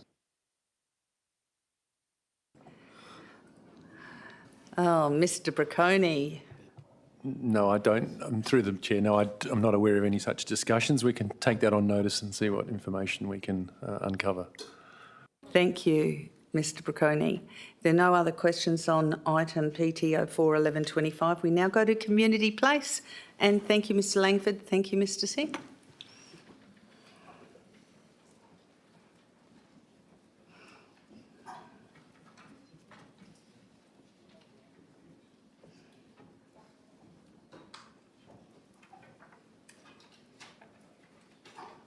Ms Davis, are there any items that you wish to speak to? Good evening, Mayor Aitken and elected members. Community Place has one item on the main agenda and we'd like to introduce that item for you. So item 4.12, Yanchep Lagoon Foreshore Management Plan. It does represent quite a significant milestone report, and as we've received no questions on it, I thought I would indulge you with a short introduction. It is a signature project for the city. It is a key project in the Northern Coastal Growth Corridor. The Foreshore Management Plan, or the FMP, is a high-level, long-term vision for the future of Yanchep. And part of that strategic context, as you know, Yanchep is in the process of undergoing a period of significant transformation from its remote satellite residential estate to a thriving urban centre. Today's estimated population is just over 16,000, is forecast to grow to 155,000 in the long term at full build-out by 2060. Planning has identified that its strategic metropolitan centre will generate more than 20,000 local jobs. That's currently a quarter of the employment size of the current Perth CBD. The identified current growth is being driven by young, working families creating immediate demand for services and social infrastructure. The current building and development activity highlights that the North Ward continues to lead on both volume and value across building applications and development applications. Additionally, the Foreshore Management Plan supports and promotes Yanchep as a key visitor destination. It creates an east-west link to Yanchep National Park and, importantly, a north-south link to the city's southern suburbs, supporting sustainable tourism practices and making this a whole-of-city impact project. To support this transformation, a deliberate effort is required, and this item is in front of you this month. The role of this Foreshore Management Plan is to establish a high-level, long-term vision for the precinct. It's required to meet statutory approvals. It provides a framework for coordinated planning across city-managed and state-managed land. It identifies environmental, cultural, community values for protection, highlights future opportunities, and provides a foundation for future planning. What the plan does not do, it is not a detailed feasibility study. It does not prescribe fixed designs, preferred concepts, or fixed cost commitments, and it does not lock council into future capital decisions. Those would need to come back to council through separate processes. The plan has been informed from 8 years of culminating conversations and targeted engagement, specifically through August 25 through to February 26, as outlined on pages 168 to 173 of your agenda. And the community feedback has been clear and consistent. It has guided the development of the 4 principles of the plan. And you've heard from some members of our community already. The land area under consideration is shown on page 177 of the agenda. It's approximately 30 hectares in total, is a mix of A and C class reserves and envelopes 4 of our privately owned properties, and thank you very much for your attendance this evening. There are 5 sub-precincts that have been identified to help articulate the place functions and future planning focus. Engagement has been broadly constructive and conditionally supportive. Key concerns raised relate primarily to parking, traffic safety, and the boardwalk alignment, not the overall vision of the plan. Should this item be supported at the ordinary council meeting on 24th of March, and then the WA Planning Commission, ongoing engagement with the community for the implementation plan will focus on addressing those concerns. The report presents a balanced, evidence-based response to community value and presents what the city must plan for socially, economically, culturally and environmentally. As always, with Community in Place reports, I have the Technical Director of Strategic Projects, Mr Ford, who can address those questions, as well as engagement-related matters to Ms Fennell as the Acting Manager of Place. Thank you, Mayor. Thank you, Ms Davis. Do we have any questions on this item? I'll go to Councillor Coetzee first. Thank you, Mayor. I've got many questions. The first one is, what is the total length of the proposed boardwalk? Mr Ford. I think it's 302 metres. Councillor Coetzee. What is the estimate cost to construct the proposed boardwalk? Mr Ford. Thank you, Mayor. The actual boardwalk itself, it would be $2.5 million. It's about 8,500 linear metre. Thank you, Mr Ford. Councillor Coetzee. Thank you. Can administration please explain the reasons for shifting the boardwalk to the high alignment rather than retaining it to the lower level as it was previously supported there? Mr Ford. Thank you, Mayor. There was a few reasons why we moved it. Firstly, in its position at the lower level, it was in heritage land, which was going to provide some constraints in what we wanted to do. Secondly, from an erosion point of view, when we looked at the char maps, it was going to affect the location of that a lot sooner than if we moved it up the hill. Thirdly, the more we move it east, the higher it goes, the better views we get from the boardwalk itself, so therefore the better experience it becomes walking along the boardwalk itself. And also in relation to car parking, we wanted to link up Mary Lindsay Reserve Car Park with the settlement car park so that we could avail of those bays, because there is a potential shortage of car parking within the area. So we wanted to make that link shorter and more prominent so people would be more likely to use it. Thank you, Mr Ford. Any more questions, Councillor Coetzee? I've got many more. Okay. Can administration please confirm exactly which map shows the current proposed location of the boardwalk? Because on page 64 of the Shore for Management Plan shows one alignment. On page 239 on the 16 December 2025 Council Agenda, attachment 3 shows the surveyed areas, which I suppose it is the boardwalk as well. And then yesterday I received an email, and in our green packs it was this one. So is it this one or is it? Mr Ford. Thank you, Mayor. No, that one was the plan that was used at the community engagement where they showed multiple options. So it's not this one? No, it's the one that's in the Foreshore Management Plan itself. So it's in this one? It's on page 177. 176. 77? 177, Councillor Coetzee. Okay. Do you have another question, Councillor Coetzee? I do.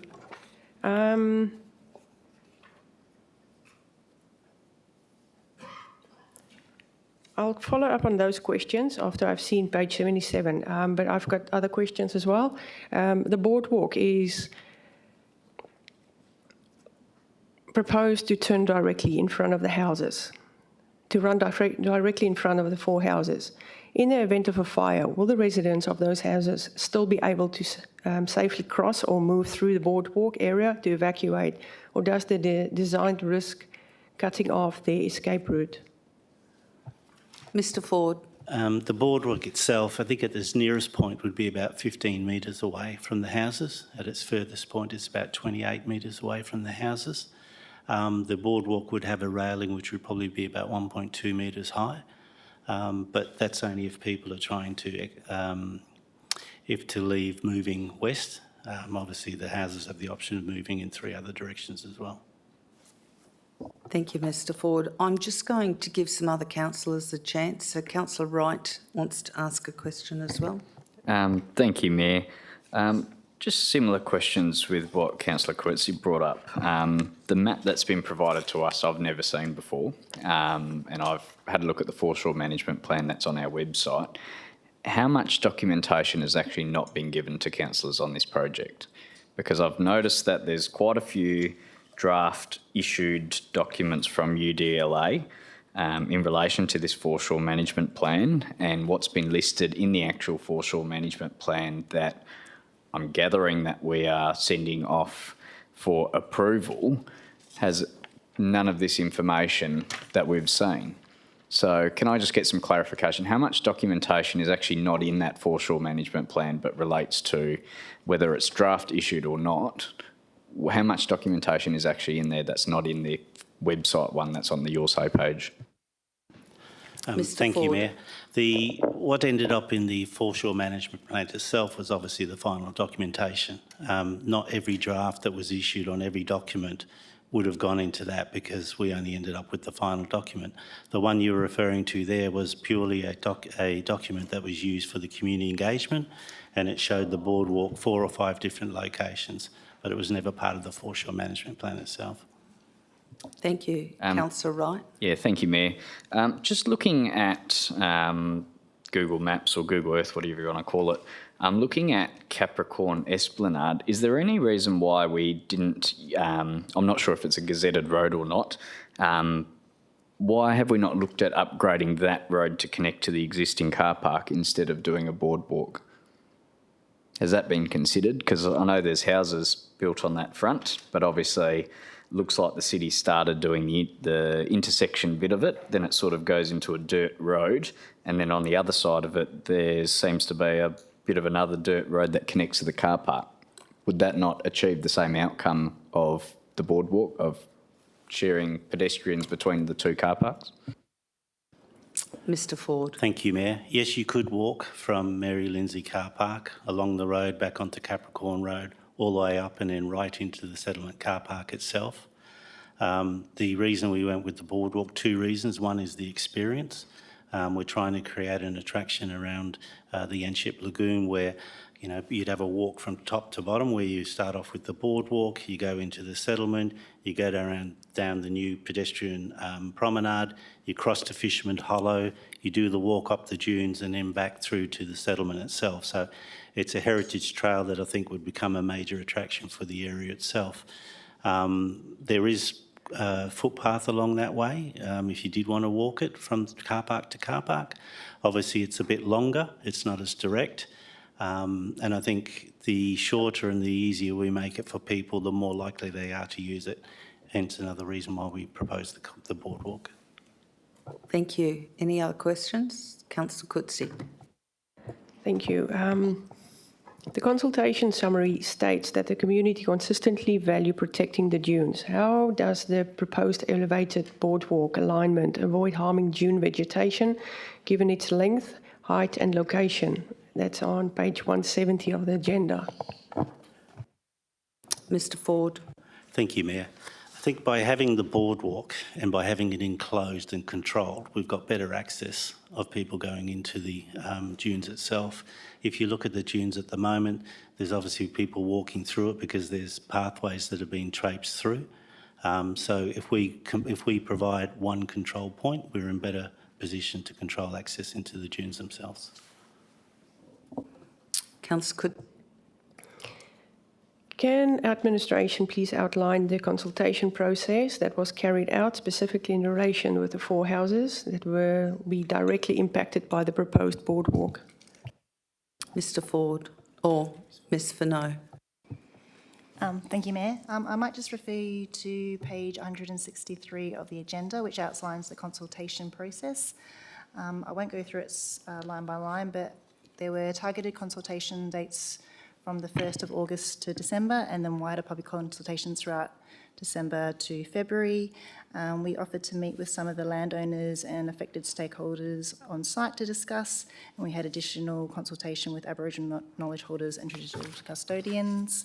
We've also been, upon receiving some of the feedback from the landowners, we've been in fairly constant communication, responding to any inquiries, and those summaries have been provided in the report tonight. Thank you. Any other questions? Councillor Coetzee. I've got a couple more. Can administration please advise when the boardwalk proposal for the Yanchep Lagoon precinct was first introduced in the city planning documents? Mr. Ford. I believe it would have been in the PMP, the Preliminary Foreshore Management Plan. But I'll like to check that, Mayor, if I may. Thanks. Thank you. And another question, Councillor Coetzee. Does the proposed alignment increase ignition risk from litter or cigarettes, and what controls are planned to address this? Mr. Ford.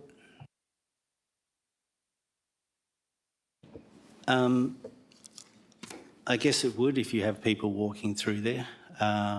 We haven't addressed that at this stage in terms of what the planning of the foreshore management plan. I guess it would become an operational issue for the area, making sure we have sufficient bins at the beginning and the ends of the walks, etc. But we can look at that in more detail as we get into the project. Thank you. Councillors, Councillor Seif. I still have, but yes. Yeah, you've asked a fair few, so I'll go to Councillor Seif, then the Deputy Mayor, and then back. Councillor Seif. Thank you, Mayor. Just seeking some clarification on an earlier response. So we've identified that the boardwalk is the one that's on the map on page 177. The administration gave a response that sort of indicated that the boardwalk that was on the images at the community consultation, that map was different than the one that's ended up in the master plan. So could we just seek some clarification on that, please? Mr. Ford. Thank you, Mayor. Yeah, the one that was used at the community engagement had multiple options, A, B, C, D, E, I believe. And as part of the community engagement, they worked through that, and the final one that was selected was an amended version of option E. Thank you. Deputy Mayor Miles. Yeah, thank you. Thank you. And a lot of the questions are being covered, but one question I do have, Mayor, is on page 175, it does talk about the financial implications to the city. And whilst I can't talk about what happened in the strategic committee that we had last night, the numbers are not the same.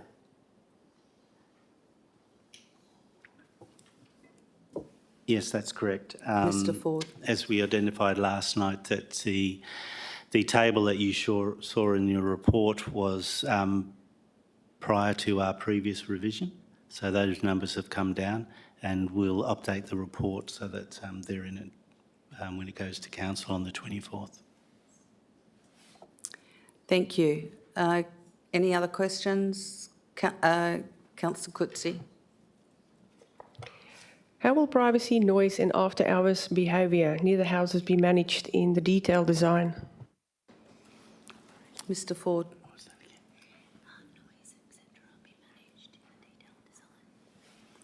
Oh, thank you, Mayor. As part of the design, the consultant team that would be on board, there would be various consultants dealing with odour, with noise, etc. So that'll be all managed as part of the design and calculated in the design itself, depending on those reports. Thank you, Mr. Ford. Councillor Coetzee. Just a different question from Brazier Road. The traffic will flow now only in one direction. Is that from north to south? Mr. Ford. Thank you, Mayor. Correct. Councillor Coetzee. Given the strong community opposition to making Brazier Road one way, what evidence or modelling supports this change, and why is it still being proposed? Mr Ford. Thank you, Mayor. We did a traffic management study to show that it wouldn't be an issue for the area in terms of the traffic that's there over the next 30 or 40 years. By making it one way, we were able to reduce the traffic the traffic width of the promenade and increase the pedestrian traffic there as well. And it would be envisaged that the speed limit along there would be some 30 kilometres or something like that. Councillor Coetzee. I'm almost down, about 4 or 5 more. Residents have said the one-way proposal cuts long-standing local access and forces detours through busier roads. How has this impacted been assessed and justified? Mr Ford. Thank you, Mayor. As I mentioned, we undertook a traffic management study and they looked at all those issues. They looked at how the traffic would be diverted by having it one way on that particular portion of the road. They looked at all the traffic numbers and they considered it not to be an issue. Thank you. Councillor Coetzee. The report acknowledges traffic will increase on Wilkie Avenue. What measures will be put in place to prevent congestion and protect residential amenity? Mr Ford. Thank you, Mayor. The current study for Wilkie Avenue shows that there is a low level of traffic compared to its capacity. We've discussed this with our traffic consultants, so they're aware of it and we'll keep an eye on it and do further studies later down the track if required. Thank you. Councillor Coetzee. The community values the coastal drive along Brazier Road. How does the one-way proposal preserve and replace this experience? Mr Ford. Thank you, Mayor. I would like to think it would enhance the experience because as you're driving from north to south along that area, the traffic speeds will be a lot less. So obviously you've got more time to take in the surroundings. The attractions, the area will be much nicer. So I would have thought the drive would be far more pleasant than it is now. Thank you. Is this the last one? I've got 2 more questions. 2 more. Councillor Coetzee. One submission raised safety and character concerns about angled parking in front of the Lagoon and Cafe. How has administration assessed this risk? Mr Ford. Thank you, Mayor. I believe that petition has been submitted. I haven't quite seen that yet. But in terms of the angled parking, the reason we went for angled parking was that it allows us to get more bays. As you're aware, there's a potential shortage of bays in the area. Part of our brief in doing the foreshore management plan was to not go into A-class reserve and create car parks if we didn't have to. It was to use as much of the existing hard services as we could. And that was an area why DPLH were very happy about what we're doing and supported a lot of things that we did because we weren't going back to them for those reasons. In terms of the angle parking, it's not unsafe. And given it's a one-way street and given that the speed limit is only 30 kilometres, we don't really see it as being an issue, but it does allow us to put in some, I think, 22 more bays than if we'd gone with parallel parking. Thank you. Councillor Coetzee. One more question, but before I ask the question, I would like to foreshadow an amendment for the OCM coming up in 2 weeks' time. Could administration please clarify what the 3.7 million homestead allocation covers and what improvements are planned for that precinct? Mr Ford. Sorry, could you repeat that? The 3? It's basically on the same page that Councillor Miles have spoken about. It's on page 175, the homestead that's allocated the almost 8 million. So my question then is, could administration please clarify the 3.7 million homestead allocation, what it covers and what improvements are planned for that precinct? Mr Ford. Sorry, wrong way. Thank you, Mayor. I'd have to go back and have a look at the breakdown, sorry, but I do know it does improve. It does include spending some money on the internal of the facility itself. It also includes adding additional car bays because I think we managed to pick up 7 or 6 car bays externally as well. So it includes those civil works, and then there's probably a 35% contingency because we're not sure when we're doing the work, so there's escalations till that time comes. But I can get that breakdown and provide it to you. Thank you. I have a question on this. This recommendation is that we submit it to the WA Planning Commission for their consideration and approval. It's not a decision-making process that council will do this or the timeframe they'll do it in or what they'll spend, but it's just an allowance for the WAPC to consider it. Is that correct?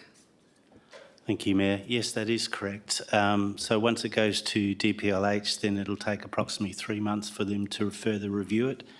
We've actually got a meeting with them on Friday just to explain exactly what we're submitting, but they've been on board all the way along. So then 3 months later, they will hopefully endorse it, and then we would bring it back to council. I think it's booked in for the July council meeting. At the same time, we'll come back with a full implementation plan. That'll detail all the individual elements of the foreshore management plan and the individual costs that are associated with it and the time frames that we're proposing for each of those elements as well. So that's the key document on what we're going to do and when we're going to do it, or what we're proposing to do and when we're proposing to do it. Thank you. Councillor Figg, do you have any questions? Yeah, thank you, Mayor. Only two. One relates to the parking that Councillor Katsia has raised as well. And I heard you say that it resulted in 22 extra bays being able to do angled parking. But I'm wondering if we could just get a comparison of how many bays are currently existing within the precinct, how many would exist with the angled bays, and then how many would exist with new parallel bays. Is that okay? Mr Ford. Thank you, Mayor. There's currently 277 bays. We were managed to create about 105, but we lost a couple as well. It brought us up to 367. And just as a rough sort of calculation, we'd lose 22 from the 367 if we were to go with parallel parking instead of the angle bays. Councillor Figg. Thanks, Mayor. And if we were to do parallel parking rather than angled bays and cop the loss of 22 extra bays, would that allow Brazier Road to maintain a two-way connection? Mr Ford. You mean Brazier Road one-way connection? As in, it's one... Oh, by turning it back into a two-way? If we did not go with angled and we went with parallel instead, would that allow Brazier Road to remain a two-way road as opposed to one-way with angled parking? Thank you, Mayor. Yes, it would, but obviously we'd lose those number of bays. Councillor Figg. Thank you, Mayor. And the last one I have here is just about the PTA's trial bus route. I understand that they probably haven't got the data yet for it. I imagine it's some length of trial that they're doing. Are we able to ask Transperth or the PTA to provide us with some of that data to get an idea of how successful it is, please? Mr Ford. Thank you, Mayor. Yes, we have been in contact with them. They haven't given us any specific data yet, but I'll follow it up and see what I can get. Thank you, Mr Ford.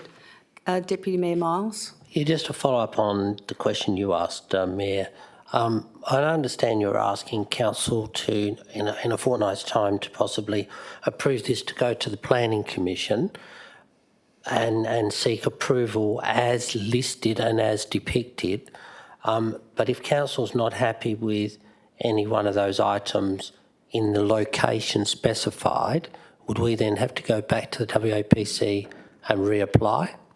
Or is the scope of works broad enough for us to move something in any direction?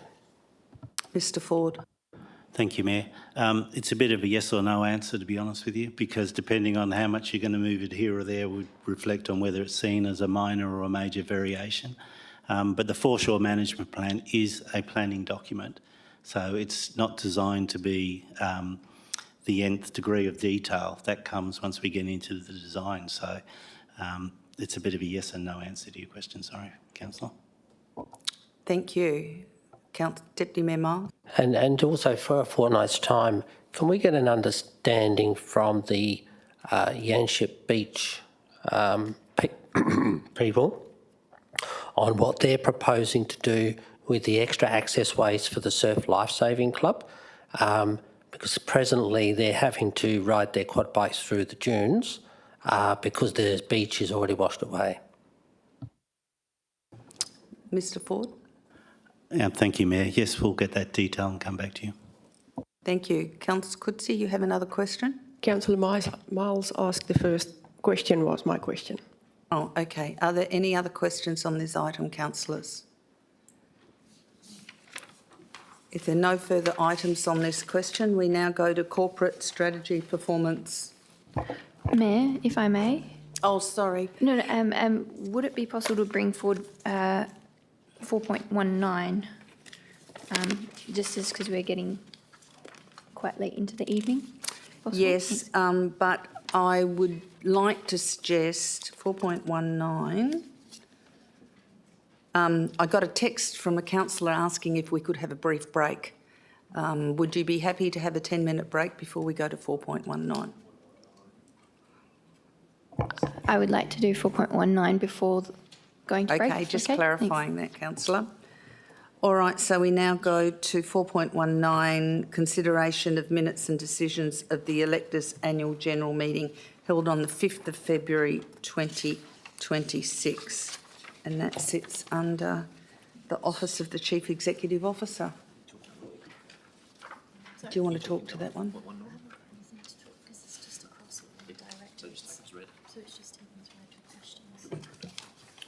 Okay, councillors. You want to say anything or not? Yes, go ahead, Mr CEO. Thank you, councillors. You sort of caught us a bit on the hop there regarding 4.19. We're just going to take the report as read. Happy to take any questions. And as you can imagine, there was questions from across the entire business. So the Mayor will clearly do her best to direct those in the right areas should there be any questions from councillors.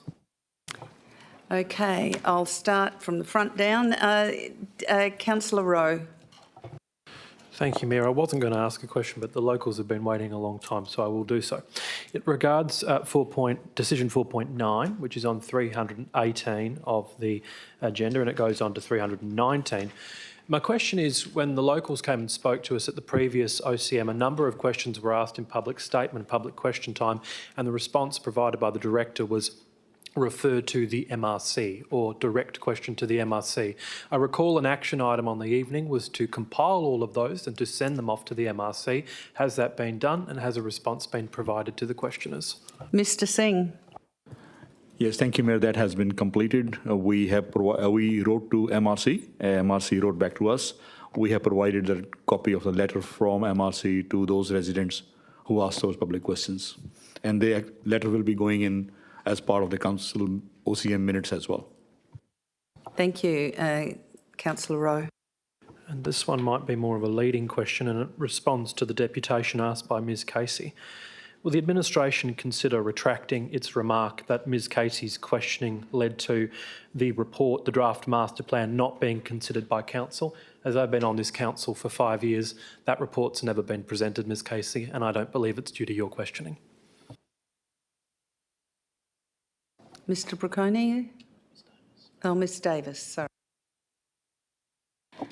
Thank you for your question. I'm just catching up with you there, councillor. Would you mind repeating that? Thank you, Director. So it is on page 317 of the agenda proper, administration comment point 1, and it reads, the draft master plan has not yet been considered by council in any form due in part to ongoing inquiries by Ms Casey questioning the need for some of the improvements. Not setting aside the issue that this is a response to AGM motions, I'm not familiar with us naming a resident in a report, and I'd ask the administration to retract it. Ms Davies. Thank you for your clarification. More than happy to. Thank you. Councillor Berry, did you have questions? Thank you. I've only got one, and it's quite an easy one. Will this be split in 2 weeks' time for us to vote on, or have we got to vote on all this en bloc? Because some of us might agree with some of it and not all of it. Thank you. That decision will be made on the night. Any other questions on this item, councillors? Councillor Figg. Thanks, Mayor. There's just a couple of things in the recommendation that I'm hoping to just be fixed up prior to the meeting next in a couple of weeks. So point G of the recommendation, or 3G, in Woodvale Drive in 2026, it just needs to be 27 after that. And also the final one, I think, needs to be an L from what I can gather as well, just so that we have it correct for the meeting. Thank you.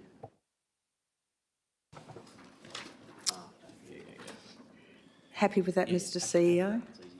Okay, any other questions?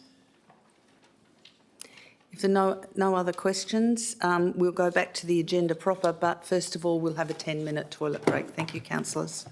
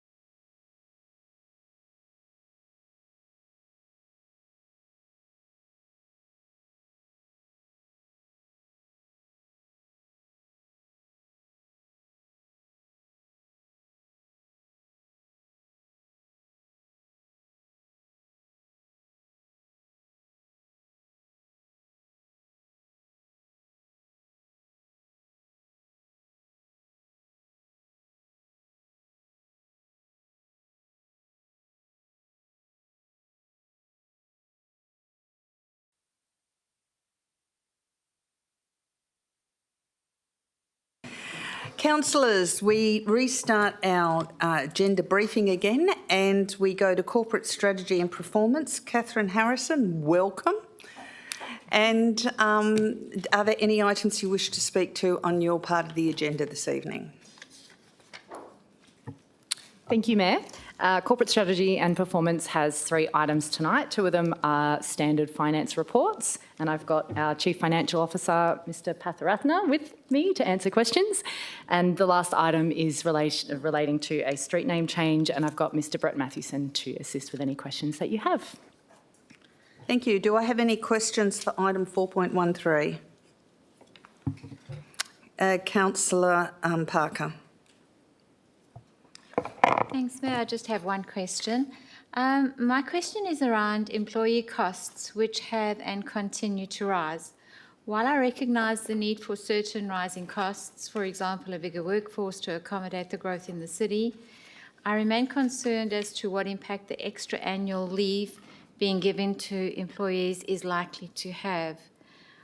In particular, overtime hours for others to cover the shortage, and also the employment of temporary staff and contractors depending on the level of the skills needed. Bimsara. Thank you, Madam Mayor, and thank you, Councillor Parker, for the question. In terms of annual leave, I think there's no change. So it shouldn't have an impact on annual leave. The overtime has been mentioned here in the explanation note. That's because the overtime year-to-date budget was not enough to cover the actual overtime for the year-to-date actual. So that's why it has come as a reason for the variance. And other contributing factors are basically vacancy rate and the temp personnel. Councillor Berry. Thank you. As a follow-up to that,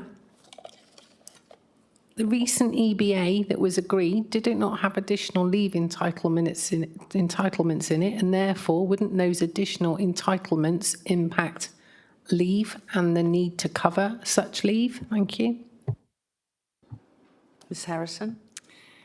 Thank you, Mayor. So in terms of what bargaining happened through 2025 into 2026, there was no additional annual leave included in any of our agreements. It was already at 5 weeks.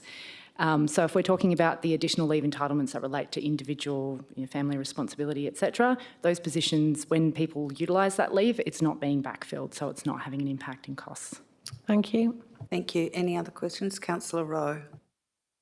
Thank you, Mayor. Same topic, referring to page 192, and I note for the record that this is the 4th consecutive month of higher variance between actuals and budgeted employee costs. How is the administration managing, mitigating and reporting on this particular cost beyond the financial activity statements? Ms Harrison. Thank you, Mayor. So as you'd be aware, this is the January reports. So mid-year review has obviously occurred after this. In relation to managing the costs, we are scrutinising the vacancy rate and assumptions that were made in relation to calculating these figures. So we need to go back and have a look at what that looks like as a real figure, because what has actually eventuated is that there is not as high a vacancy as we would have forecast when we started this process last year. In relation to all other employee costs, as Bimsara's referred to the overtime component, we are absolutely looking into the operational reasons why overtime is required. We should do that as a matter of course because of work health and safety reasons. So we're certainly committed to making sure that we manage that appropriately through to the end of financial year. Thank you. Any other questions, councillors, on item 4.13? If there are no other questions on that, item 4.14, any questions on item 4.14? Okay, we now go to item 4.15. Are there any other questions on this item? I would like to foreshadow an alternative and amendment on this for the council meeting. Thank you. We now go to item 4.16, Chief Executive Office, Legal and Governance. Thank you, Ms Harrison.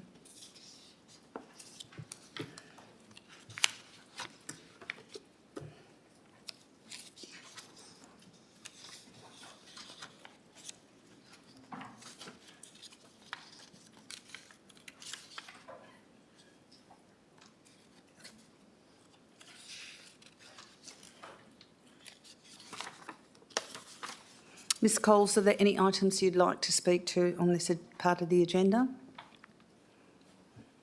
Thank you, Mayor. There's 3 items from the Legal and Governance team. We don't propose to introduce any of them. However, happy for myself or Ms Iliff to take questions.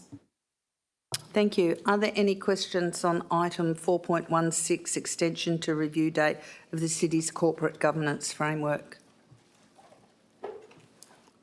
If there are no questions on that item, I go to item 4.17, review of standards for recruitment, performance review and termination of CEO policy. Are there any questions on that item? Okay, I'll go to Councillor Smith first and then Councillor Wright. Councillor Smith. Thank you. My question was, we've previously seen an earlier draft, I think, of this document. Are we able to get kind of like any track changes, if there's been any changes since the last version? Thank you very much. Ms Coles. Thank you for the question. Yes, we can include, they're very minor changes, but we can include a tracked change document for the OCM. Councillor Wright. Thank you, Mayor. Noting that the standards are the standards, we can also add into that. Has there been any consideration around anything else that we should be considering that's not currently in that, or do we have to adopt them as is? Ms Coles. Thank you for your question, Councillor Wright. You can, there is provision for you to add into it. Anything that you add in can't be inconsistent with what's already in the regulations. So it is something that you can consider, and with it being part of the CEO recruitment, performance and termination, you can always refer that through or bring it through the CEO Performance Review Committee as well. Councillor Wright. Thanks, Mayor. So just in supplementary, has the administration considered any further changes that might be needed, or anything else to better enhance the process at the moment? Have you come up during that review process? Is there anything else that needs to be added? Ms Coles. Thank you, Councillor Wright. As part of the review, we have had a look at the updated documentation that WALGA provide in relation to CEO recruitment, performance and termination. There's nothing further in there or any guidance from the department that any changes need to be made or any additional needs to be put in. There is obviously provisions to put that in CEO performance review, and termination is usually dealt with in a contract of employment. Any other questions on this item, councillors? If there are no other questions, we now go to item 4.18, Risk Management Framework Review. Do we have any questions on the Risk Management Framework Review, councillors?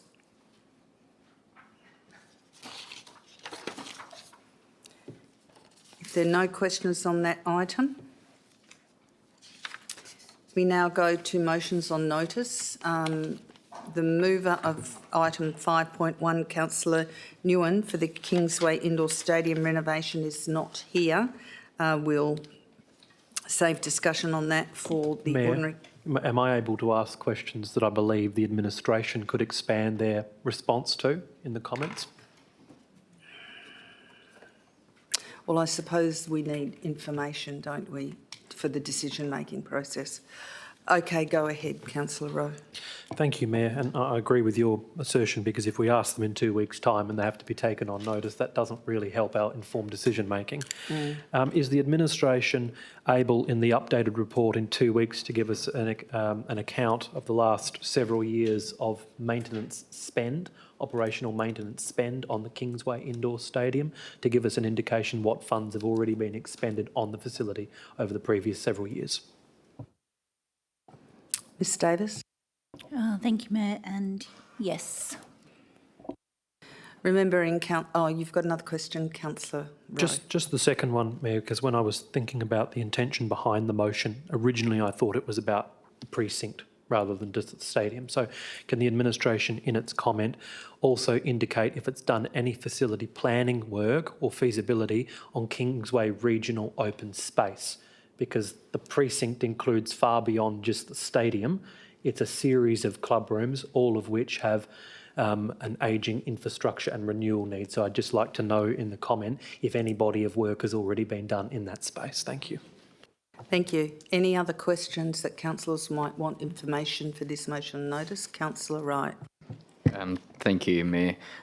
Just looking at the administration comment, is this work already being done through the community infrastructure plan? Is this a duplication of what admin's already doing, or is this another process? Ms Davis. Thank you for your question, Councillor. It may be considered to be picked up in the Community Infrastructure Plan, which went out for tender on Saturday just gone. Okay, I know Councillor Seif has a motion on notice, but we don't have the paperwork for the motion on notice, so we'll look at that at the ordinary council meeting. That's a civic event for the Aboriginal and Torres Strait Islanders.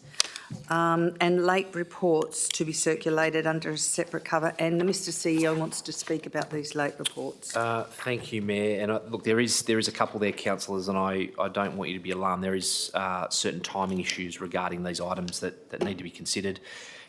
Regarding the tender for the Wanneroo Showground Club extension, we're actually waiting on a response from a government department, so we won't present that until we have that response. There's item 6.2, 6.3 and 6.4 are all regarding or to come through the CEO Performance Review Committee meeting, which isn't until Monday, so that's a timing issue, so they will be added subsequently to the agenda. In terms of item 6.5 and 6.6, unfortunately, the timing around those has been such that the new regulations, I believe, come into effect on the 1st of April, Ms Cole. So, it has been a very, very tight turnaround to add those to the agenda, so we just didn't want to miss that opportunity. So I apologise that there are a few there, but a lot of those are beyond the city's control, and just hoping that they'll be accepted on the night and we can go from there. Councillor Rowe. I appreciate the CEO's explanation as to the reasons there. Is it possible, CEO, that when those items are ready, if they are ready ahead of the Wednesday distribution of the agenda, that they be uploaded to the hub to provide council members with maximum time to read, as that's always been the intention with the meetings policy, to give that 14-day period. So if we can have more than 7, it would definitely help the decision making. Yes, Councillor Rowe, thank you. Through the chair, obviously there's 3 items there that the report's already written, so we can obviously link council and put them in the right direction, because not every councillor is on the CEO Performance Review Committee. And in terms of the other reports, we can circulate those, but Ms Coles looks like she's desperate to say something, so I'm going to hand over to her. Ms Coles. Thank you. Just confirming that the agenda for the CEO Performance Review Committee will be uploaded onto the hub tomorrow afternoon for all councillors. So those 3 reports are contained in that agenda. Thank you. We now go to item 8, date of the next meeting. The next ordinary council meeting has been scheduled for 6 p.m. on the 24th of March 2026 to be held at Council Chamber, Civic Centre, 23 Dundebar Road, Wanneroo. Item 9, closure. Thank you everyone for coming tonight, and I now declare the agenda briefing meeting closed at 20:52. Thank you.